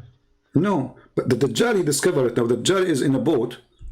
The Dajjal is in a boat, and then the storm Okay. took him to an island, all right? And then there in the Okay, island, so I was right. I was right. okay, so is that a fiction story or real story? Why should it be fiction? I told you before that he was an island. So if he went on a boat and they got an island, that fits in the story. So it's no contradiction. It fit with the story. Yeah. Okay, well, Yeah. let us guys, Maybe he left on the island. okay. So this is the Dajjal. He went to an island, and then in the island he said to them, Yeah. I am the Messiah. Right? Okay. Okay. So now you see, we confirm that the Messiah exists. He will not be created, as you said. You see, I said maybe he will create it, maybe he doesn't exist, right? But you said to me, he exists, and now I agree with you. He exists. Where is the Messiah now? Yes, what are you talking about? You're talking to yourself. I already explained to you before. Where? You did not give me anything. As you see, he's a free. I got you busted. He's a free. Okay, so what is the problem with the story? So your prophet is a liar, because if the Messiah is already exist in his time, and the Messiah is a free, Yeah. this false Messiah, and he met with the Jassasa, but all of those are the signs of the judgment day. So judgment day must be happening in the time of Muhammad. So when I told you he's not created, he's not exist, I wanted you to tell me, no, he's exist. So later you cannot deny it, because Muslims, if we say to them he's exist now, they will say, no, he's not exist. If I say he's exist, they will say no. If I say he's not, they will say yes. And that's what I did. No, I I said he exists. yes, exactly. I said to No, you, but I said to you, listen, I said to you, I don't- he's not exist, he will be created later, maybe now, right? So I said maybe. And then right away you voluntarily, thank you very much, you said, no, he's exist and he's locked up in an island. Okay, so now the false Messiah is exist in the time of Muhammad. He will not come in the judgment day. Unless the judgment day was in the time of Muhammad. So Muhammad is a fraud. Because as you see, he came and he met with the Jassasa. Do you know who's a Jassasa? I don't know. I already told you I don't know. No, I think. Okay. Okay. Okay, go. In the Jassasa, Let me explain. Jassasa is a beast, exists in the Quran. If you go to chapter 27, verse number 82, you will a beast or something. yeah. So a Jassasa is someone will come in the judgment day. So how Muhammad he claimed that are you getting what you did now? You just made your prophet a joke, because you just said that you agreed that What this are you is talking about? okay. Is that Jassasa will come in the judgment day or no? Yeah. Okay, So what? but as you see, at Jassasa, she met already with the false Messiah in the island. Okay, show me where Jassasa is the beast from the Quran. Show me. Here we go, chapter 27, verse number 82. And when the word of torment, which means the judgment day, fulfilled against them, we shall bring out from the earth. We shall bring out from the earth. So she should be down in the earth, not in the top of the earth. And which will speak to them, because of mankind believe not in with certainty in our Quran. So Allah in the judgment day, he will order the beast, which is this woman with a lot of hair, you know. My friend, take it easy. Are you okay? Okay. Are you okay? No, I'm sick, but it doesn't matter. Well, Always with me. I hope you will be Okay, fine. so where is the? Okay, so this beast will come from the ground. When? In the judgment day, correct? Yeah, that's what I remember. Okay. But it's in the. But it's the same. So how in the hadith says that the Dajjal, he is already there, and the Jassasa is there, and they meet in an island? Yeah, but where does it say that Jassasa? I already told you. Where does it say that Jassasa is the beast from the Quran? Where does it say that? Here we go. Let us see. Let us go to the tafsir. I know that in the Quran it says that. Yeah, it's talking we about go, the beast. we I know go, that. no problem. We go to the tafsir, and because, you know, if I say to you, it's, you know, you will say to me, this is your opinion, etc., you know, so we don't want to do that. Okay, the chapter, forget about that. the chapter of the ant, verse number 2. Okay.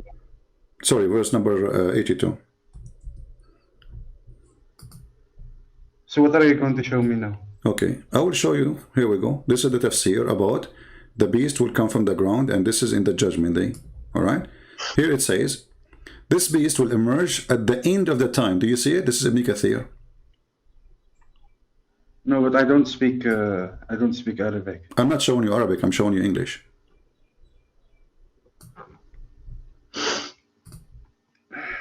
Yeah, it's not in the screen. Okay, now you see it. Take your time. Are you going to translate or? Because I cannot read Arabic. Are you going to translate? My friend, I'm not showing you Okay, so Arabic. now I I'm can showing see. you English. Yeah. Okay. I have delay, I told you. All right. So a jassasa, this beast, will come at the end of the time, not now, right? Who say this? Who say this? Who say this? The Quran. The Quran says, وَإِذَا وَقَعَ الْقَوْلُ No, who's the عَلَيْهِمْ. commentator? What? Who is the commentator on this? This is Ibn Kathir. Okay. Huh. Okay, go on. Okay. So this will be at the end of the time, where this beast, who is a female, she have a lot of hair, and you know, I mean, that's very good to have a lot of hair if you're a Can you female. zoom out? Can you zoom out? Huh? I want to read the full. I want to read the full commentary. Can you zoom out? You are zoomed in. I can see. Okay. It. No, I would do even better. I'm going to give you the link, and you open it from your side. Is that okay?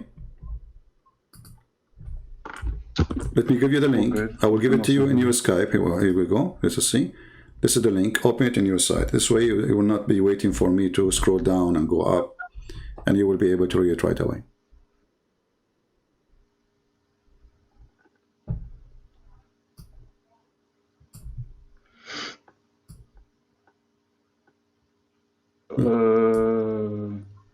So where do I read? Because there's a lot of text. Do I read everything? From the beginning, it says the emergence of the beast of the earth. I'm starting from there. It says this beast which will emerge at the end of the time when mankind become corrupt. Correct? Yeah. Okay. So the hadith, your prophet, he said that the false messiah he met with the jassasa is a fraud, because she will emerge from down the ground. No, but she I is didn't not at say the top that. of the ground yet. She will emerge from under the ground, from the earth. And she is a beast who live under the ground. Huh? I know. I told you. I know that. But I asked you, where does it say that? What is the name that you said to me in the hadith? The Jassasa. name you said from the hadith? Jassasa. Yeah. Where does it say? How do you know that means the beast? How do you know that? Every Muslim, he knew that. We can show you tons. Quran. Huh? Here we go. Let's go. No, I don't know that. You don't I know don't know that. my friend, because you are. It doesn't say that in the Quran. No, because you are just a normal Abdul, you do not know. But this is the name which all Muslims they use, and your prophet he used. If I go right now to the hadith and then I search for the word jassasa, I just type the word jassasa, you will see tons of stories which you do not know about, obviously, because you are an average Abdul. All of them they are saying jassasa. Here we go. Listen. I want to ask you also a question. Yes. You Yes. need to be. I want to ask you something from Okay. your Bibles. Okay. You do not even know your book. You want to talk us about why you want to jump and you run away from it. Come on. No, listen. Because, Here we go. You see, okay, I need to say this is all. It's a story about a jassasa, and a jassasa she have a special description, as you see. And let me show you the description of the jassasa, because I like it, by the way. Like she have ears like elephant, you know. Let's see. it says the jassasa is a woman. You go up. Yeah. Oh, you are a liar, man. I am a liar. You're a liar, bro. Why am I a liar? Why? You are a liar. Why am I a liar? Why? If you go up, it says that jassasa is a woman. So you're a liar. I got you busted again. Okay, guys, you can be busted. So a jassasa is a woman, correct? So you see, you agreed that a jassasa is a woman. But when I told you a jassasa is a woman, you said no. I am the one who told No, you you that. didn't say that. No, I am the one who told you she's a woman. No, because I said she is a woman and No, she's it very, doesn't say she is that. a woman and she's very hairy. I said that. Everybody heard me. It's recorded. People, they can play the tape. And you said no. Who said that? You know? okay, go back to the hadith. So now look what happened. You just agreed that the jassasa is a woman, but look at this description of her, how a woman she have this description.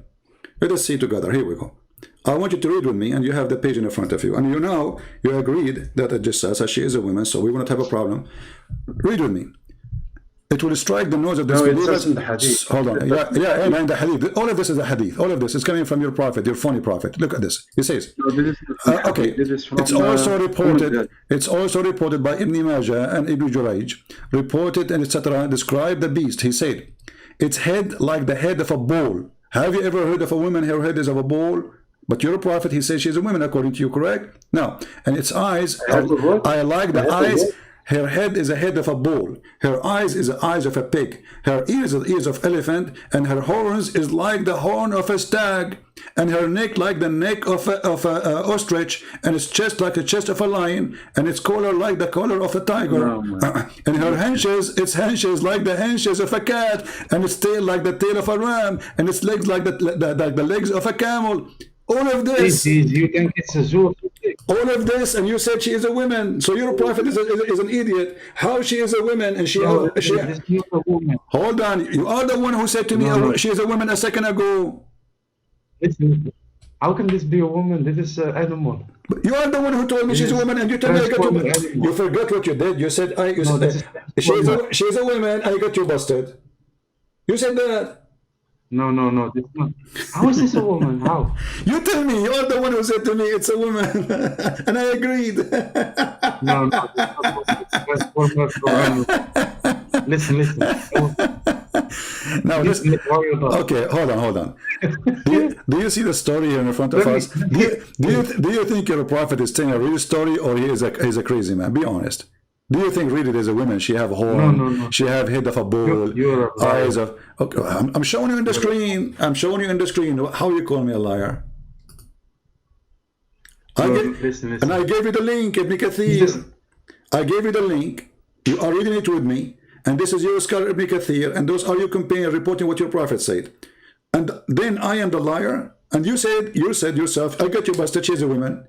Everybody heard you. So I am the one who got busted by you supposedly, and now we discovered that this woman, according to your prophet, she have a head of a bull, she have eyes like eyes of a pig, she have ears like ears of an elephant. No, listen, you don't. This is interpretation. What interpretation? He described. No, read. It says he described the beast, and he said, describe the beast, not interpretation. As Zubayr described the beast and said,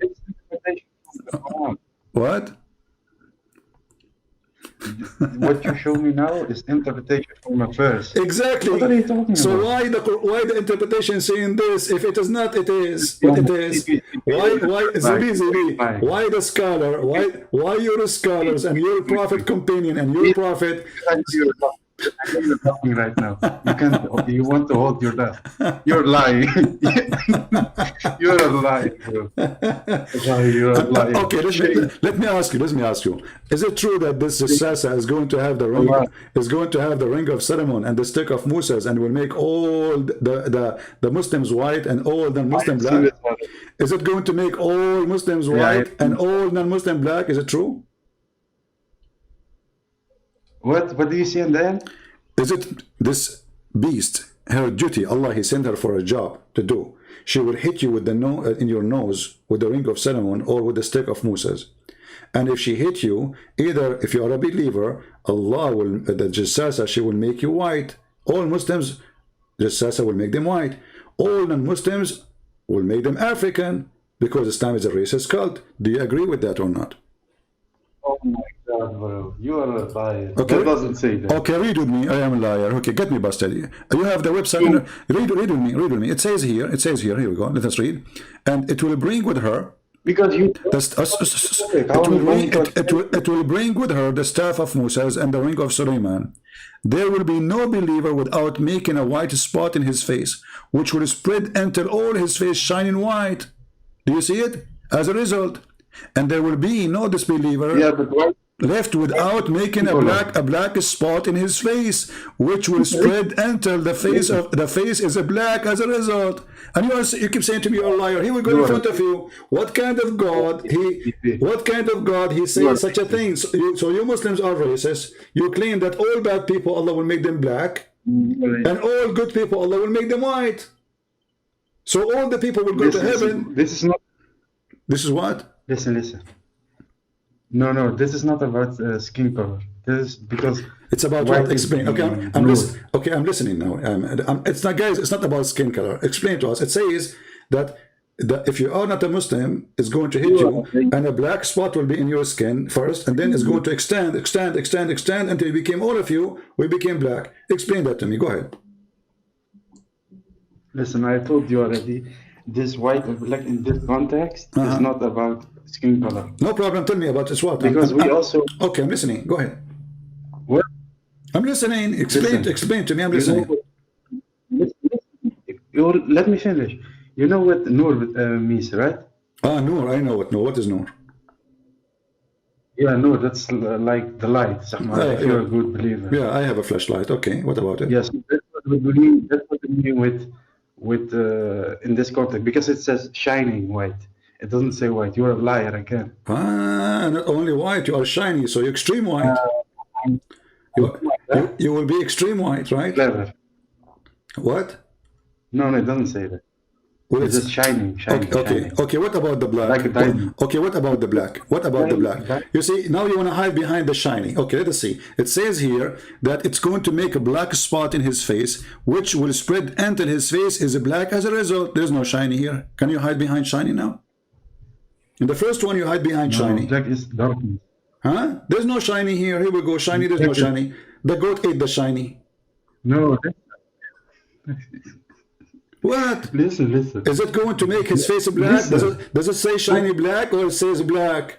So the Muslim not only will be white, will be shiny white, which means extremely white, but the black will be very black. So your God is a racist, claiming that everyone who is bad, Allah will make him black, and everyone who is good, believe in him, Allah will make him white. Proof in front of you. I told you. And by the way, I don't know. Your name is Ayub, right? Ayub, listen. I am not against this, by the way. I wish Allah will make me black, because finally I will get a girlfriend. It's my dream. I will become a black. Second day, a girlfriend will like me. Right now, nobody like me. Women, they hate me. So now I have, I have no problem if Allah make me black. Being a black is not an insult to me. I would love to be black. I would love to be Asian. I would love to be Filipino. I would love to be Indonesian. I would love to be African. I don't care. A human is a human. We are equal. Nobody is better than anyone. You are bad when you are do bad, and you are ugly when you are doing ugly. So your God is a very filthy God. And those are all fictional stories, from your fiction prophet to your fiction religion. How? Listen. Even if you are black, you don't get a girlfriend. How you get a girlfriend? You're in your basement all day, every day. That's my first thing. Exactly. My second thing. Exactly. See how I'm going to get a girlfriend and sitting in front of my computer. See, so because I love God, I don't care about girlfriend. I was joking with you, you idiot. It is you who worship Allah for the sake of your penis. You do jihad. You do jihad to get versions. You do jihad to get version. You get jihad to be white. You do jihad so Allah will give you. Is it true that your prophet says you will have 70 years orgasm? What kind of religion teach you that if you have sex in heaven? Huh? Listen. I'm going to explain to you. Explain to me what? Here we go. I'm listening. Okay, why Allah will make the person who don't believe? Okay, I'm listening. Why Allah will make the person who don't believe in him a pure black? Go ahead. No, listen.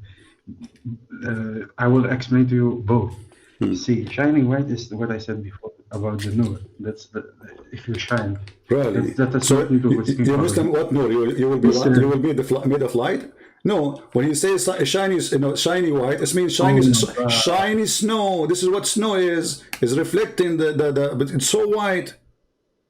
Okay, listen. It doesn't say that. Okay,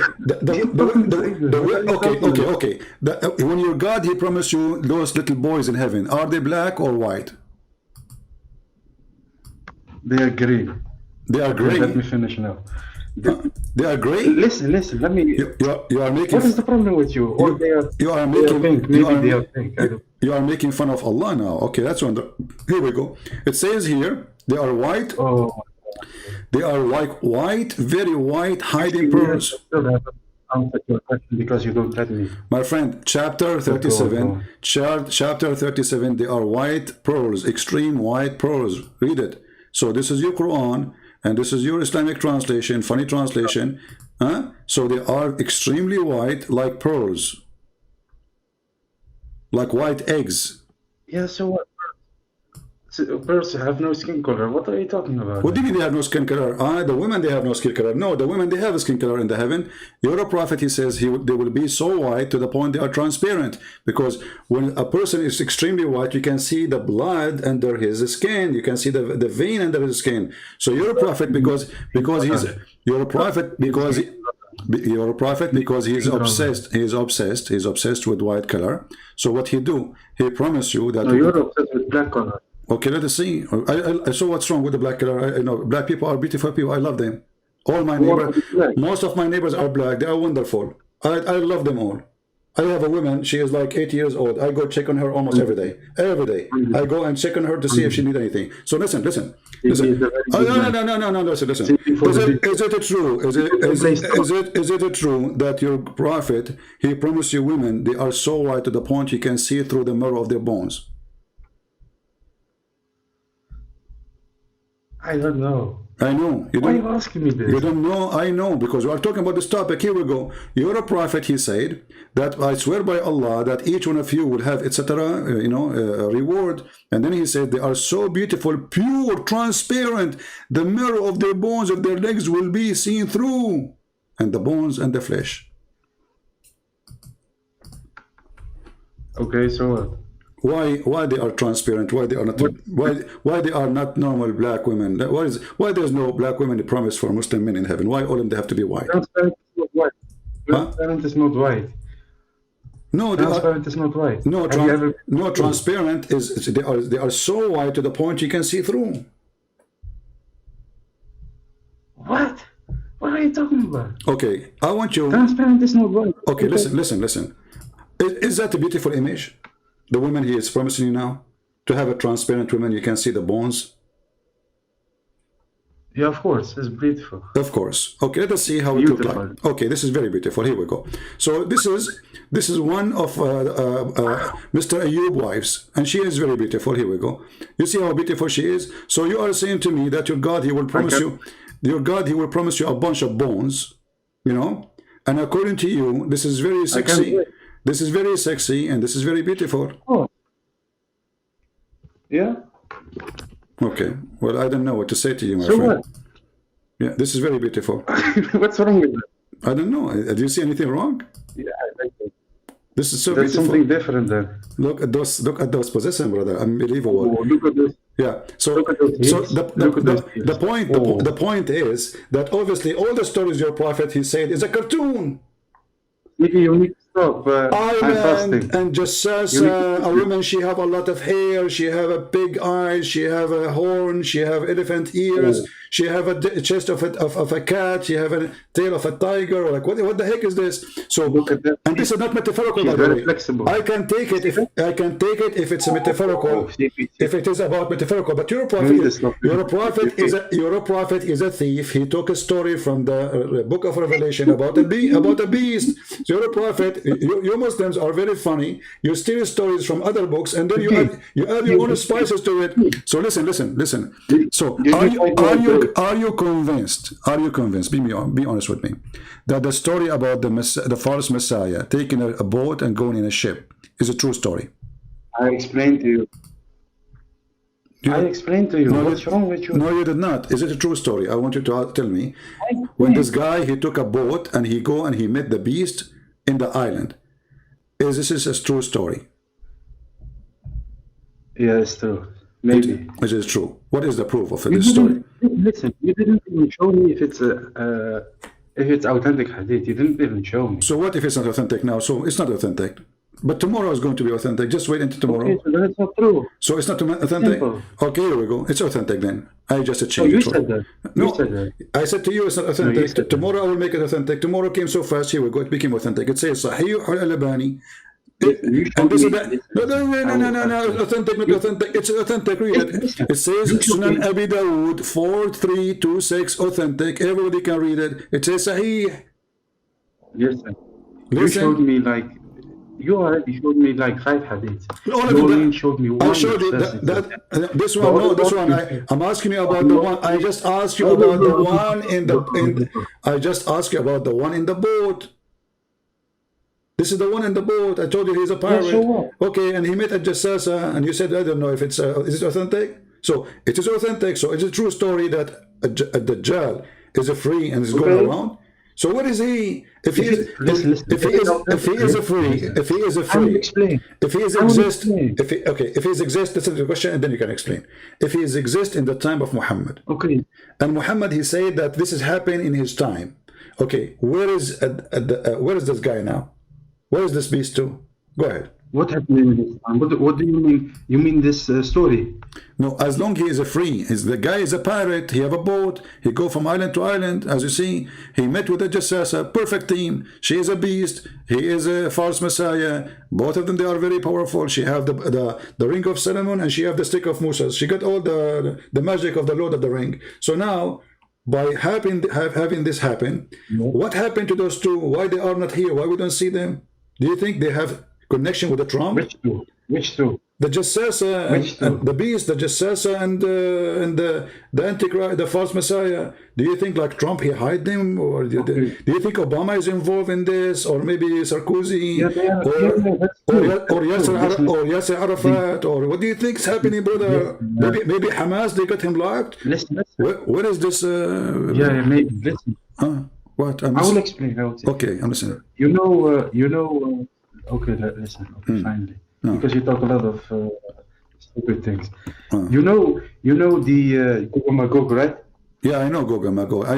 They actually we are friends. We go to the park together. Listen, I'm not going to switch subject. I'm not going to. I'm giving you example. You know, Gog and Magog. They are hiding, right? They are hiding where?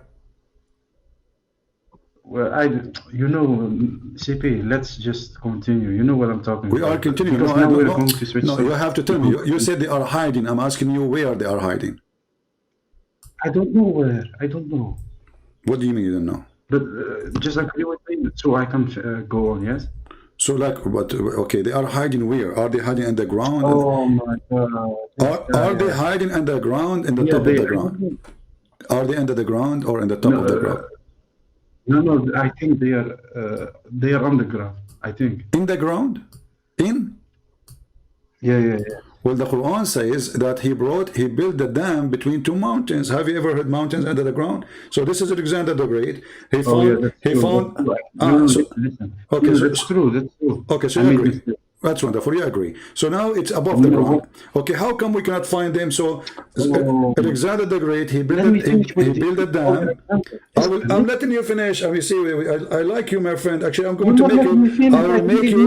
I will make you an admin in my chat room when we are not live. From now on, when we are not live, you're an admin. I promise you. Now, listen. So the dam is built between two mountains, and now they are behind the mountain. Why we cannot find them? Go ahead. I'm listening. Okay, I don't know why we can't find them.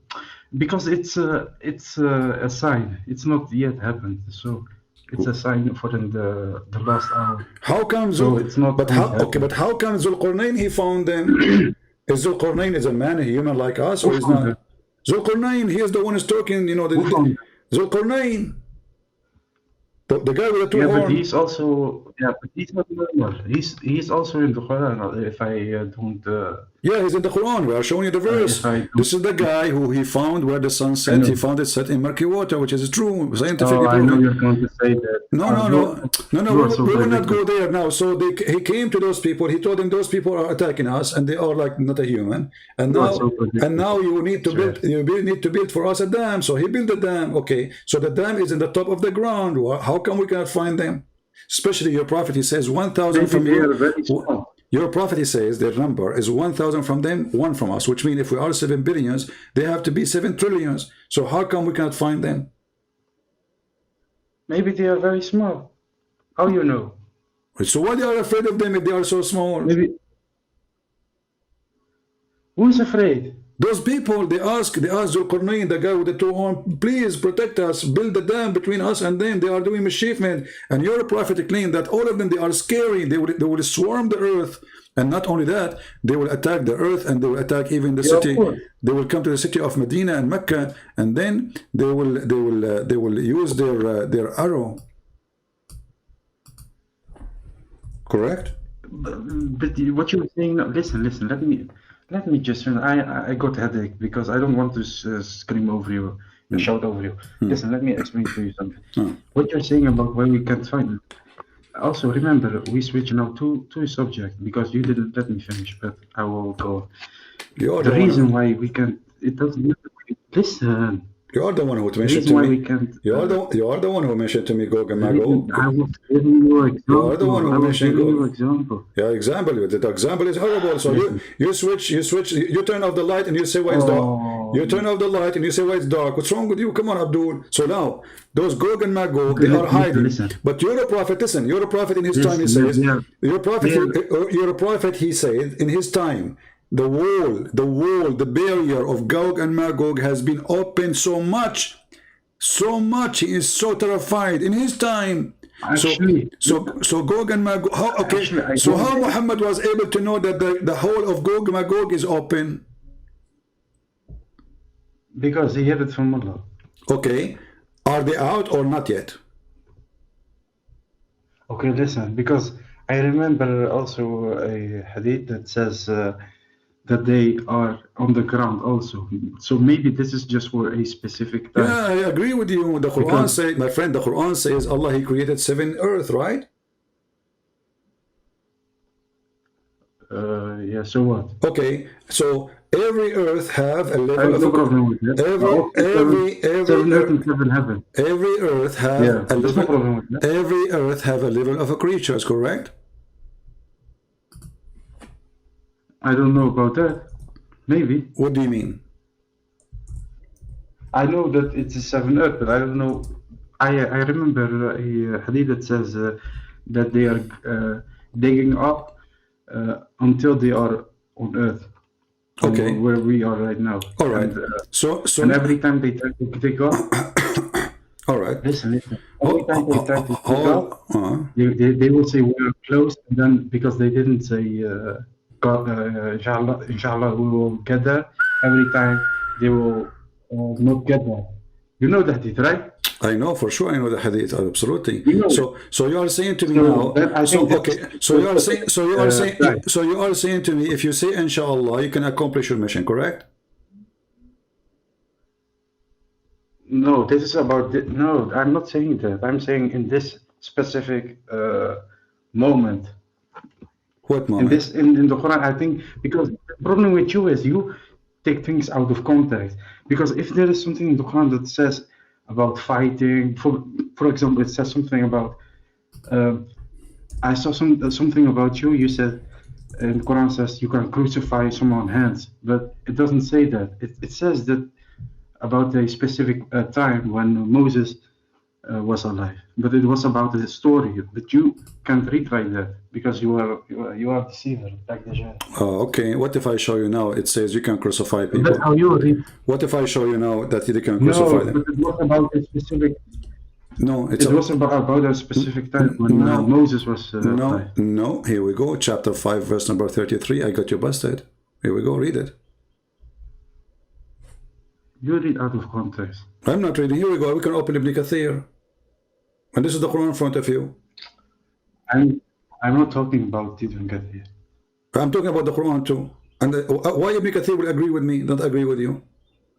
So if this was for mischief, I'm talking about the whole chapter. did your prophet, I read the whole chapter. did your prophet crucify people? No. he Okay, did not. let us see. He never killed people. So I Okay, don't know what you're talking about. let us see if this is true or not. Here we go. You are actually you have made these people, these brainwashed Abdul, people in your Abdul, YouTube. okay, read you, with me. Listen, Read with you have me. made them think that the prophet is a decent man. Read with me. He put nails in their eyes. He cut their hands and he cut their feet. Here we go. This is what they do in the crucifixion. This is why ISIS they do it. Read it. He put, No, but you didn't read the whole he, chapter. here we go. I'm read the whole chapter. He did put nails in their eyes. He put nails in their eyes. He blinded them. And this is exactly what the Quran is saying, that those who do mischief in the earth, you cut their hands, you cut their feet, you cut their etc. And you crucify them. And Muhammad added, and people, they are back, they beg for water, they are dying on the cross. Look at this. He gagged their eyes. This is your prophet. This is the mercy of the prophet. The Muslims, they say to us, the prophet was merciful. He put people in the cross. He cut their hands. The Roman is way more nicer. At least those people, they put you in the cross, they don't do this. Muhammad, he cut their hands. He cut their feet. And then he put nails. He put it in fire and he put it in their eyes. How you say that Romans crucified your God, man God? So how you say they are nicer? So okay, I'm saying they are nicer because simply the crucifixion is way nicer than this. This is way They more. killed your God. No, hold on. You see the Roman. You think killing your God is Don't be a fool. I'm saying nicer as a way of killing, which means the way of killing is ugly anyway. But your prophet is way more ugly than even the Roman killing. So you're a prophet. Your prophet enjoy torturing, and you lie to me saying that the prophet and Islam don't teach crucifixion. You're a prophet and your God, he is learning from the Roman. This is the punishment of the Roman. This is the pagan practice. Why Muhammad is using the pagan practice as punishment?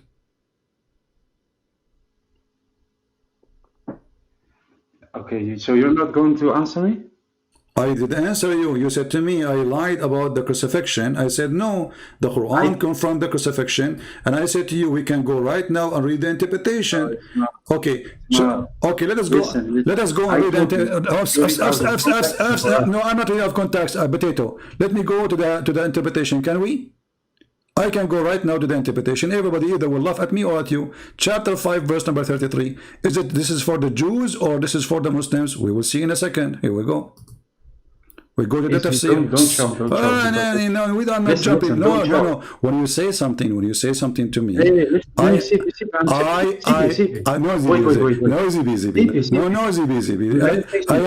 have to get you, but I know ZB. I have to get you busted. Chapter 5, verse number 33. Chapter 5, verse number 30. Why you don't want to read it? You said you want to get me. You said you want to get me busted. You said this is for the Jews, not for the Muslims. Did you? Just what you said. CP, don't shout. Read with me. Here we go. It says. Okay. The following verse was revealed by. Hold on. When they came to the Medina and etc. And then somebody suffered from illness. He told them to go and drink the camel urine and milk. So the prophet here. Who care if you meet me or not? Get hang up. Go. Who care? Potato. So when you say I'm lying, you are the liar. Go and drink the camel urine, Dr. Muhammad, camel urine prescription. You see it in front of you. And then they say that story says that they gave their animals to Muhammad, and then they want to get their animals back. The Muslims, they say no, they are stealing. Doesn't matter what the story is. So they came to the shepherd, they killed the shepherd, and they ran away. And then Muhammad, he sent his army after them. And he brought them and he crucified them. And this is what the verse is about. So when you are saying this is for the Jews and you are supposed to mean I'm lying, that is your stupidity. This is Tafsir al-Jalalain. You can see Ibn Abbas, you can see Ibn Kathir, you can see whatever you want. You are just a stupid kid who try his best to defend his prophet, but at least you are more brave than those who have a beard. You see, because those are kids and nobody count what they say, they can call me. But the one who have a career, he will never do that because that will end his career. Are you going to mute me now? Okay. Okay. So is it about the Muslims or about the Jews? You're right. You say this is about the Jews. Is it about the Jews or about the Muslims? Okay, simply let me just say one thing. Yes. Is it about the Jews? No, you have because you accuse me of lying. You have to apologize before you continue. Here we go. I have it in front of you on the screen. This was a verse was given to the Jews or given to the Muslims to crucify people? I don't see it yet. I just gave you, it's chapter 5, verse number 33, and you can read the interpretation. Open any one of them. I have now Ibn Abbas in front of me. I can open Ibn Kathir. I just opened already Jalalain. All of them, they say this is about crucifixion for those who do mischievement and revealed to the message of Allah. Revealed to the message of Allah in the city of Medina. I don't. It's not on my screen. It's not on my screen. I will give you even Let's the see link. one thing. I will give you. Shout, okay? I will give you. I will give you. I will give you the link. I will give you the link. Here we go. Should I give you the link? Wallahi. Wallahi. Please, let me just say one thing. Wallahi, what wallahi? One thing, okay? What wallahi mean? Okay, please. What wallahi mean? Because you woke up my parents. No. Because you was shouting. Please just don't shout, okay? Because I also My can shout friend, now because use a it's headphone. late in the. Don't you have a headphone? I don't have a headphone. You have money for me because you have a lot of money because of Patreon. Ah, you have a lot of money. Okay, my friend, let us ask. Is it okay to ask people to go to give money and go to heaven? Like the scam Muhammad? I don't ask people to, hey guys, since I come here, did I say to anyone go and make donation? Anyone heard me saying, hey guys, go and make donation? I don't. I go live on air. I finish my broadcast, I say nothing. If people they go, okay, no. You see, hold on. You open a topic. It's very important because the one who asks people to go and give money so they can go to heaven is your prophet. I don't promise people heaven, and I don't talk about it. I go live. My service is for free. I give my books for free. So if somebody will help me because I am helping them, no, hold on. You said now you know. A second ago you did not know. You said you are doing it because you have money. Listen, what kind of God? He asked. You don't get money? What kind? You don't get money from I don't ask for money. I don't ask them for money. I don't beg them for money. It's your prophet who claimed. It's your prophet he claimed that my teaching is for free. Your prophet is teaching is not for free. Is the teaching It is for free. Okay, It's hold not on. free. Okay, here we go, guys. The teaching of the prophet is for free. You want to challenge me? It is for free. Do you want to challenge me? I can go to a mosque and get the Quran for free. Because he's dead now. When he was there, you don't get it for free. So I'm asking you now. I do. I'm asking you, in the time of Muhammad, was it for free or you have to pay him? Why are you talking about the time? I'm talking about. You are saying Muslims today are better than Muhammad. So now it's for free in the time of Muhammad is not? I didn't say that. Okay, I'm asking you, in the time of Muhammad, was it for free? You said. I'm saying in the time of Muhammad. I lost my voice really. My voice is getting tired. Okay. So Go. Is it for free when your prophet, if you want to meet your prophet in a private consultation, let us say you came to the prophet and you said to him, I want to talk to you. Is it for free? It's his teachings are for free. Yes. I just asked you the question. Let me repeat the question. If I come to Muhammad, you ask me if it's for free. Yes, I come to Muhammad. I want a private consultation. Is it for free or I have to pay?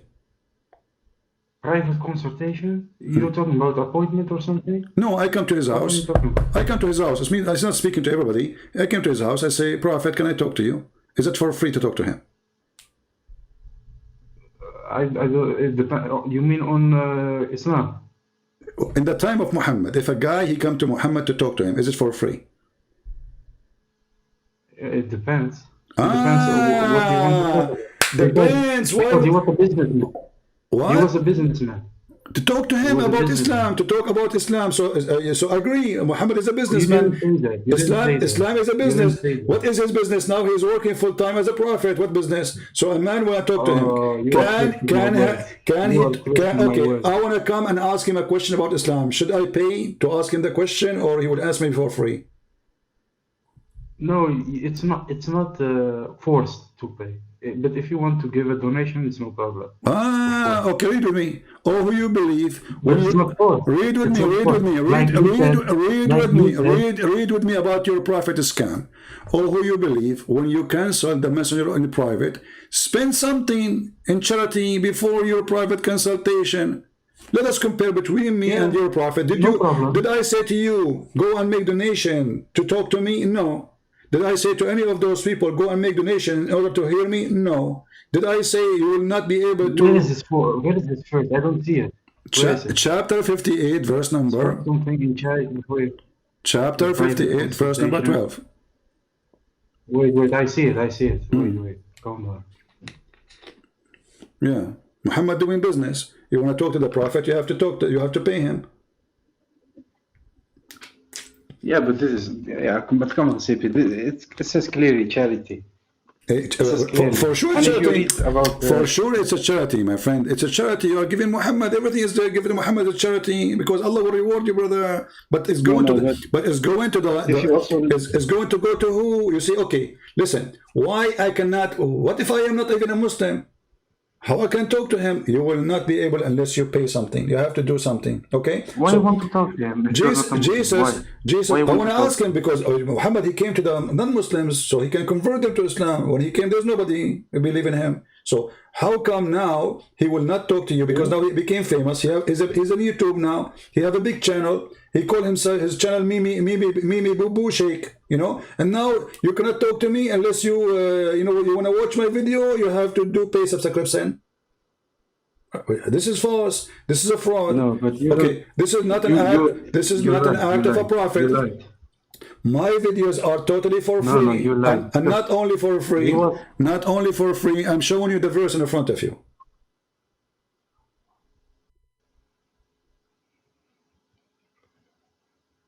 Am I? No, but first of all, listen. Okay, hold on. If you with the prophet, if you are with the prophet now, if you are with the prophet and you are attacking Jerusalem with Hamas, and now you attack a house of a Jew, is it true that the prophet will get the big TV? He will do what? He will get the biggest TV in the house. No, of course he's not. You're acting like he's Pablo Escobar or something, that he has people that he robs houses and all that stuff. Well, what are you talking about? Well, this is what the Quran is saying. The best of the It doesn't say that. Okay. It's charity. What charity? Hold on. The best. You know what charity is? If Muhammad he attack, is it true that the best of the booty is going to him? So what? He is the leader. Okay, take care. So I got the answer. So what? He is the leader. So what? He is the leader. He's the leader of the gang. The leader he should be is, if he is serving Allah, it should not be about money. Why I want to get the big TV to my house? They are the one who's dying for me to go and fight. He just at home. Why he get the best of the booty? Brother, the furniture, the expensive furniture to the Prophet, okay? The flip-flap is for you. Isn't it obvious that he is a scam? All right. Anyway, guys, I can't stay longer, really. I hope you have a good time. Did we have a good time? Don't forget to subscribe. And remember, what I do here, what I do is absolutely for free. I beg people to download my videos, to share them, to put them in their channels. If people make a donation, that's because they are helping, because I'm doing my best to help too.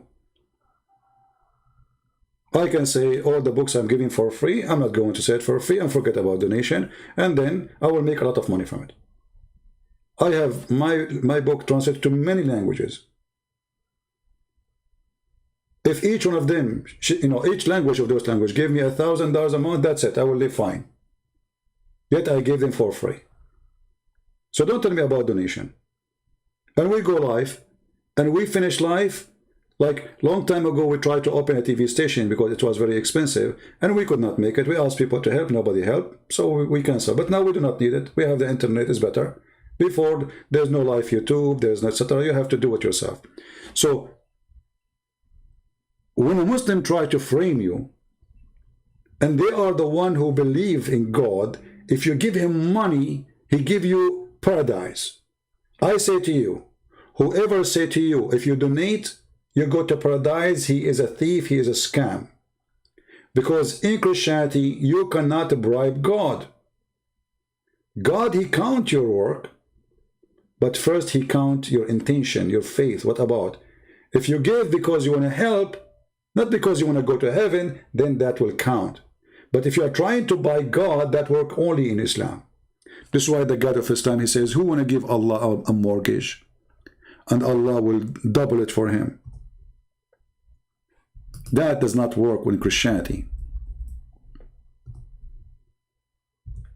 That does not work with Jesus. And God who beg for money cannot be God. Did Jesus beg for money? The Messiah, he can raise people from death. Did he take wages? You're a prophet, you agree that he will not talk to you in a private unless you pay him. My Lord, he raised the people from death for free. He made the blind see for free. He made the person who cannot walk for free. And all the disciples, they do the same. And this is why the Bible says, for free you took, for free you give. Isn't it amazing? For free you took. And you know, it's not a secret that there's nothing in this earth is for free. If I want to go right now and I want to fill up my car, who is going to give me my gas for free? I will say to them, I'm a Christian prince. Yet the Lord, he said to his disciples, your life will be extreme hard.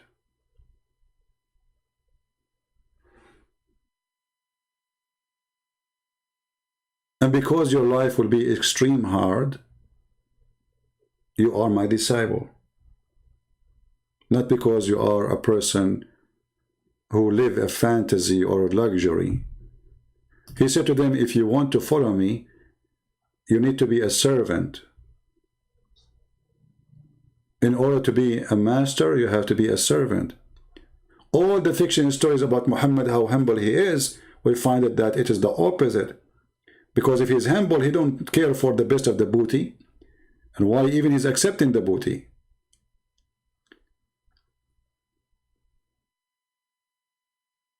Is it Allah is your provider? And why Allah he need a mortgage? Can't Allah he order the ground to bring gold and silver? And how there's God, if you give money to him, he will double it to you. In which way? In the heaven, he will give you extra virgins?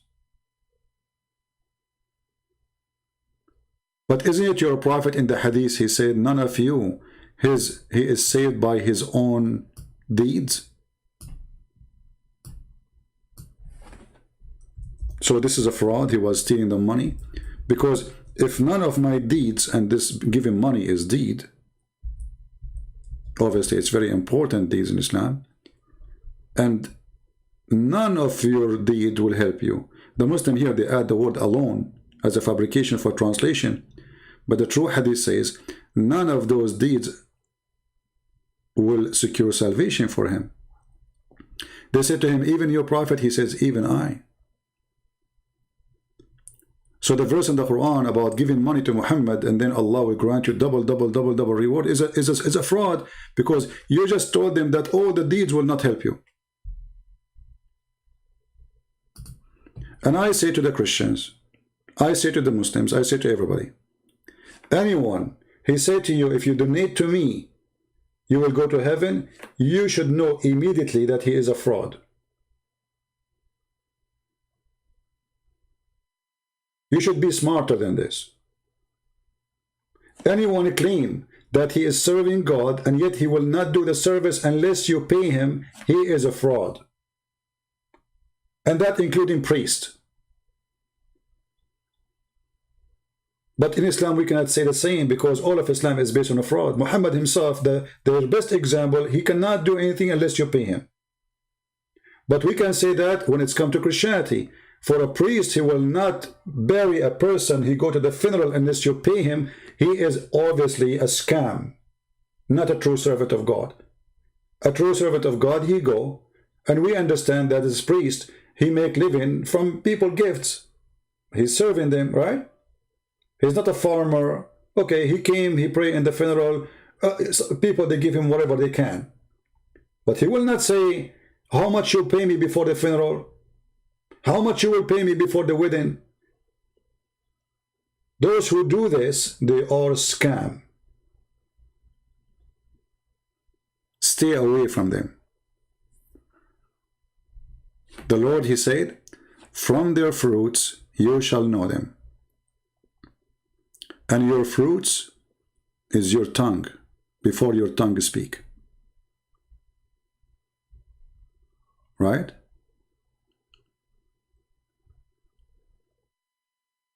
No, it says that. It says قَدِّمُوا نَجْوَاكُمْ. If you want to speak to the prophet before you go. Even it says private consultation. It's mentioned literally the word private consultation. So don't give me a speech. Don't tell me it doesn't say that.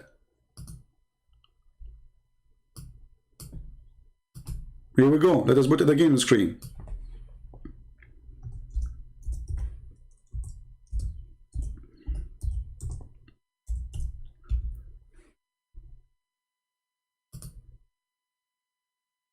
And then Allah will forgive you. Do you see it? He promised you forgiveness if you do that. Oh, who you believe when you went to consult with the messenger in private, spend something. So this is for the private service. Muhammad, he opened a private clinic. He's the shrink.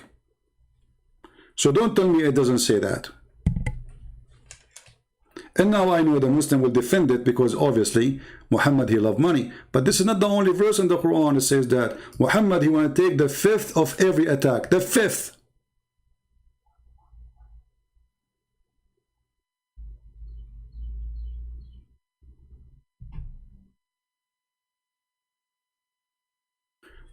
Look at this guy. He's saying this is not a must.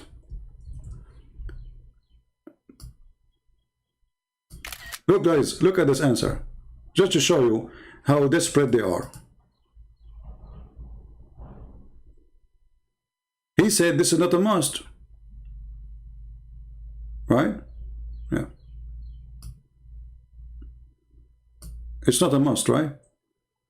Okay.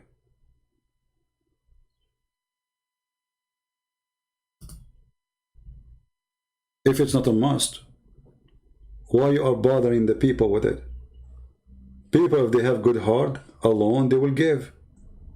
And why you make it if you want to have a private consultation? If Muhammad serving everybody, why it is mentioned about the private consultation? What is the connection between private consultation and you give something?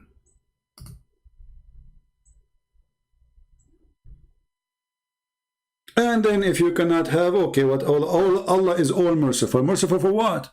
As if they commit sin. And this is not the only verse. You can go right now and search about the best of the booty for Muhammad, including women.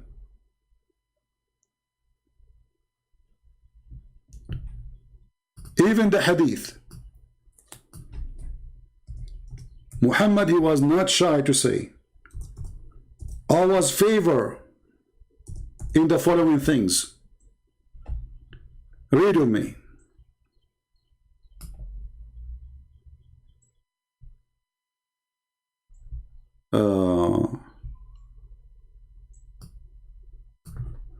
Let me try to find the hadith.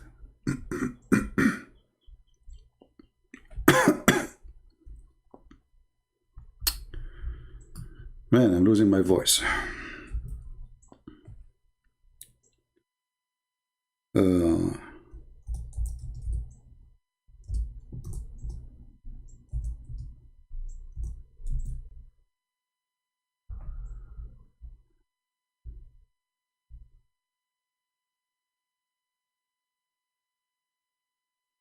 He described how he been favored by many things, and he described that the best of the booty is given to him.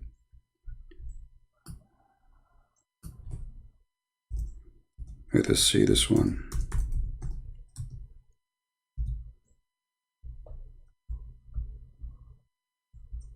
All right. Here we go. But I want the other hadith. where it says he got the best of the booty.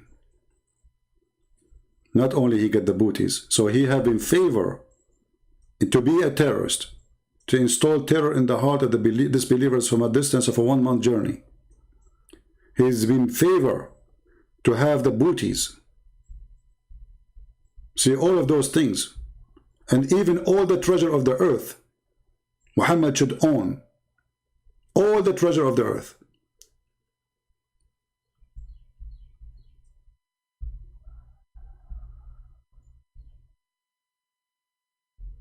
Look how many verses, many hadith. But let me try, there's one I want to find.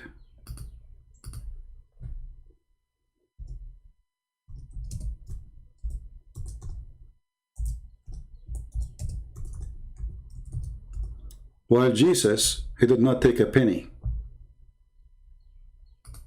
He did not own a donkey. He did not own a house.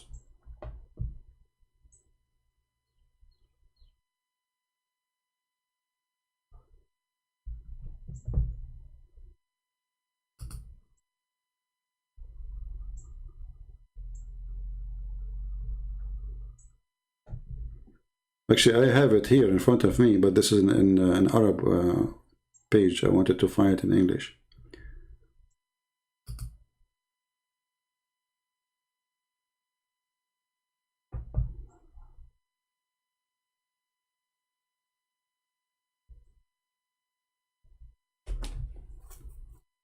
Here we go.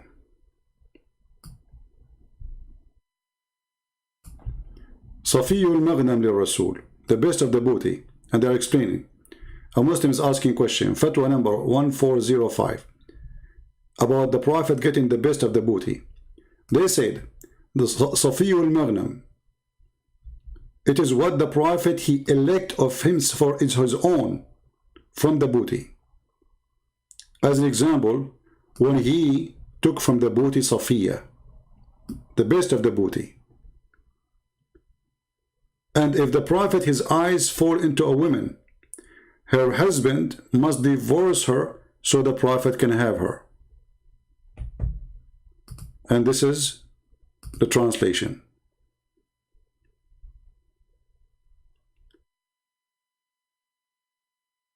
The interpretation of the verse was in the fatwa, etc. It says,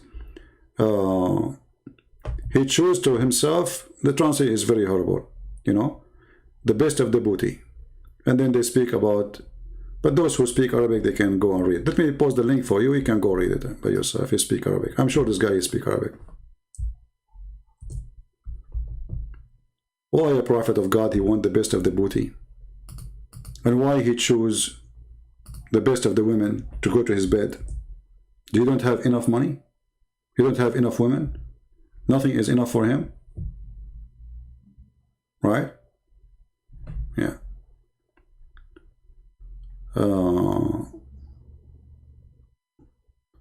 Yeah, you see, he's saying here that in the story of Moses, he go and he took all the booties because they took everything if they have. The Jews, they took everything. The Jews, not only they took everything they have, the Jews, they've been taking all of them. They took their goats, they took their animals. So this is what they used to do to the Jews. All the tribes around the Jews, they used to attack them. And not only they take their money, they take their whole nation. So they are going and taking back what they lost. You're a prophet here. He's attacking the Jews who they never took anything from him. Did the Jews took anything from Muhammad? Did they kidnap Muslim women? Did they take the money of Muhammad? Never. So the Muslim, they say, when the Prophet was attacking the caravan, he was attacking what? Because they kicked him out of Mecca. They lost everything there, which is a lie, because they left in peace. They took all their stuff with them. You can say they left their houses, but you know, houses at that time, I mean, the earth is empty. Made of from dirt, built. Those are Bedouin. They can make a tent anywhere.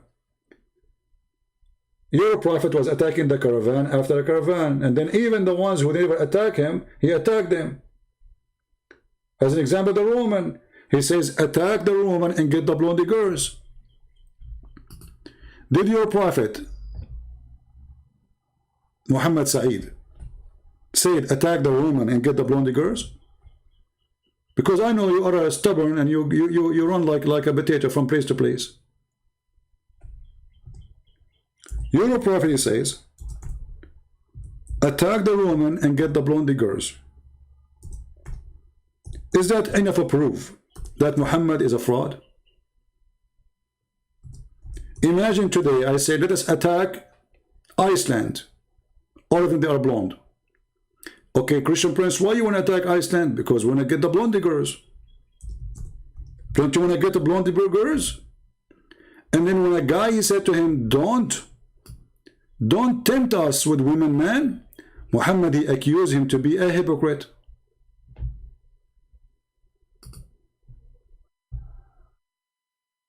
He accused him to be a hypocrite. And he made a verse about him in the Quran. Can you believe it? That the one who refused to go and attack, to steal women from their husbands and their family, and we are going to do it because of what? Because they are blondies. Read with me. اغزوا تبوك تغنموا بنات الأصفر ونساء الروم. Hadith number 16785. Which website we are reading? The official government website of the Kingdom of Saudi Arabia. Which book? Tafsir al-Tabari. And we can show you from other books. Translate to English. And then the coward, they will say to you, well, isn't it Moses?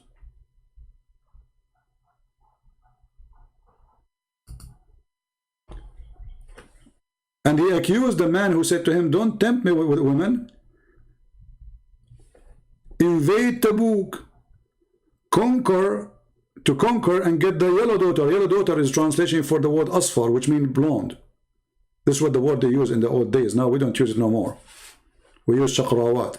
So attack the Roman, attack the Pope. This is what the Roman was there, proving that the Arabian Peninsula end with Tabuk. And the Roman never invade that area after, that's it. They never come to Mecca. The Roman never attacked Mecca because it was empty. There's nothing there anyway.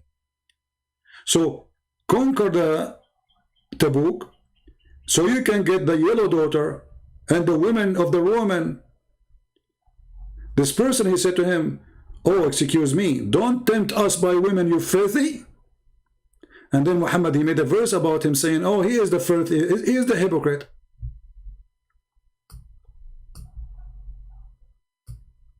So Muhammad was not attacking really to promote Islam. Muhammad was seducing his men. It's a gang. Attack so we can get the money of the Jews. Attack so we can get the money of the Christians. Attack so we can get the women of the blondie women. There's a video actually made by the Sheikh from Egypt. He said, do you know why we are poor? Do you know why we are poor? Because we don't do jihad. Do you know how rich the Jews? Do you know how rich is Europe? If we go right now and we invade them, do you know how we will live? Now. This is not 20 centuries ago. This is now how they teach in the mosque. That is the truth. Attack the Roman and get the blondie girls. Not attack the Roman to make them believe in Allah. Attack the Roman so you can get a blondie women. That is the truth, and the truth hurt. So guys, I want to say thank you very much for being here. I wish I can stay longer, but what we did already was good. 3 hours and 30 minutes, that's a lot of time. But as you know, I do my best. I mean, rarely you will find somebody stay with you like all those hours, right? For me, I love really to stay as much as I can. And people, they ask me to make my videos short. So I'm thinking to make some videos which is extremely short. And still we make some videos where they are long. Because I believe that long videos are the best one to give you the whole image. Short videos is kind of like giving you like a little bite here and there, and they will not give you really the whole image. But I understand sometimes short videos can be more effective because easy for people to watch them. People are busy, they have things to do. It's not like me, you know, I'm spending my day with you. There's people, they have things in their life, you know, they are busy with it, which is normal. Yeah. Muhammad, he said, if you conquer a nation, treat them inhabitant nicely. Yeah, this is why he raped them. Yeah. So treat them nicely by taking their women. Guys, if you conquer a nation, so he's a good guy. I mean, come on. If you conquer a nation, treat them nicely. Kill the men. Kill all the men. Rape the women. And take the boys as slaves. The Prophet said, if you conquer a nation, treat them nicely. Abdul said. Don't come here again, coward. Who don't dare to call me because you don't want to, you know, destroy your career. Do you see how nicely they are? He killed the men and he took the women and the children as slaves nicely. I mean, how nicer it can be. The same as we saw in the video of ISIS kidnapping the Yazidi. Kill the men, take the boys, and everyone who is a boy, he have little hair around his pubic area, kill him too. Nicely. Treat them nicely. You see how the Muslims, they try to fool you?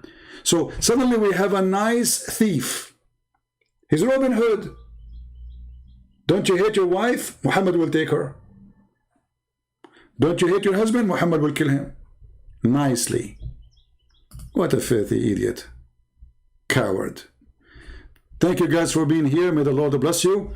Until we see you soon again. Christ is Lord. Islam is false. And we prove it every day. Don't forget to subscribe. And always, if YouTube is not giving you notification, you can join us in Patreon, and don't worry, it's for free. You don't have to make any donation. It's just to get your notification.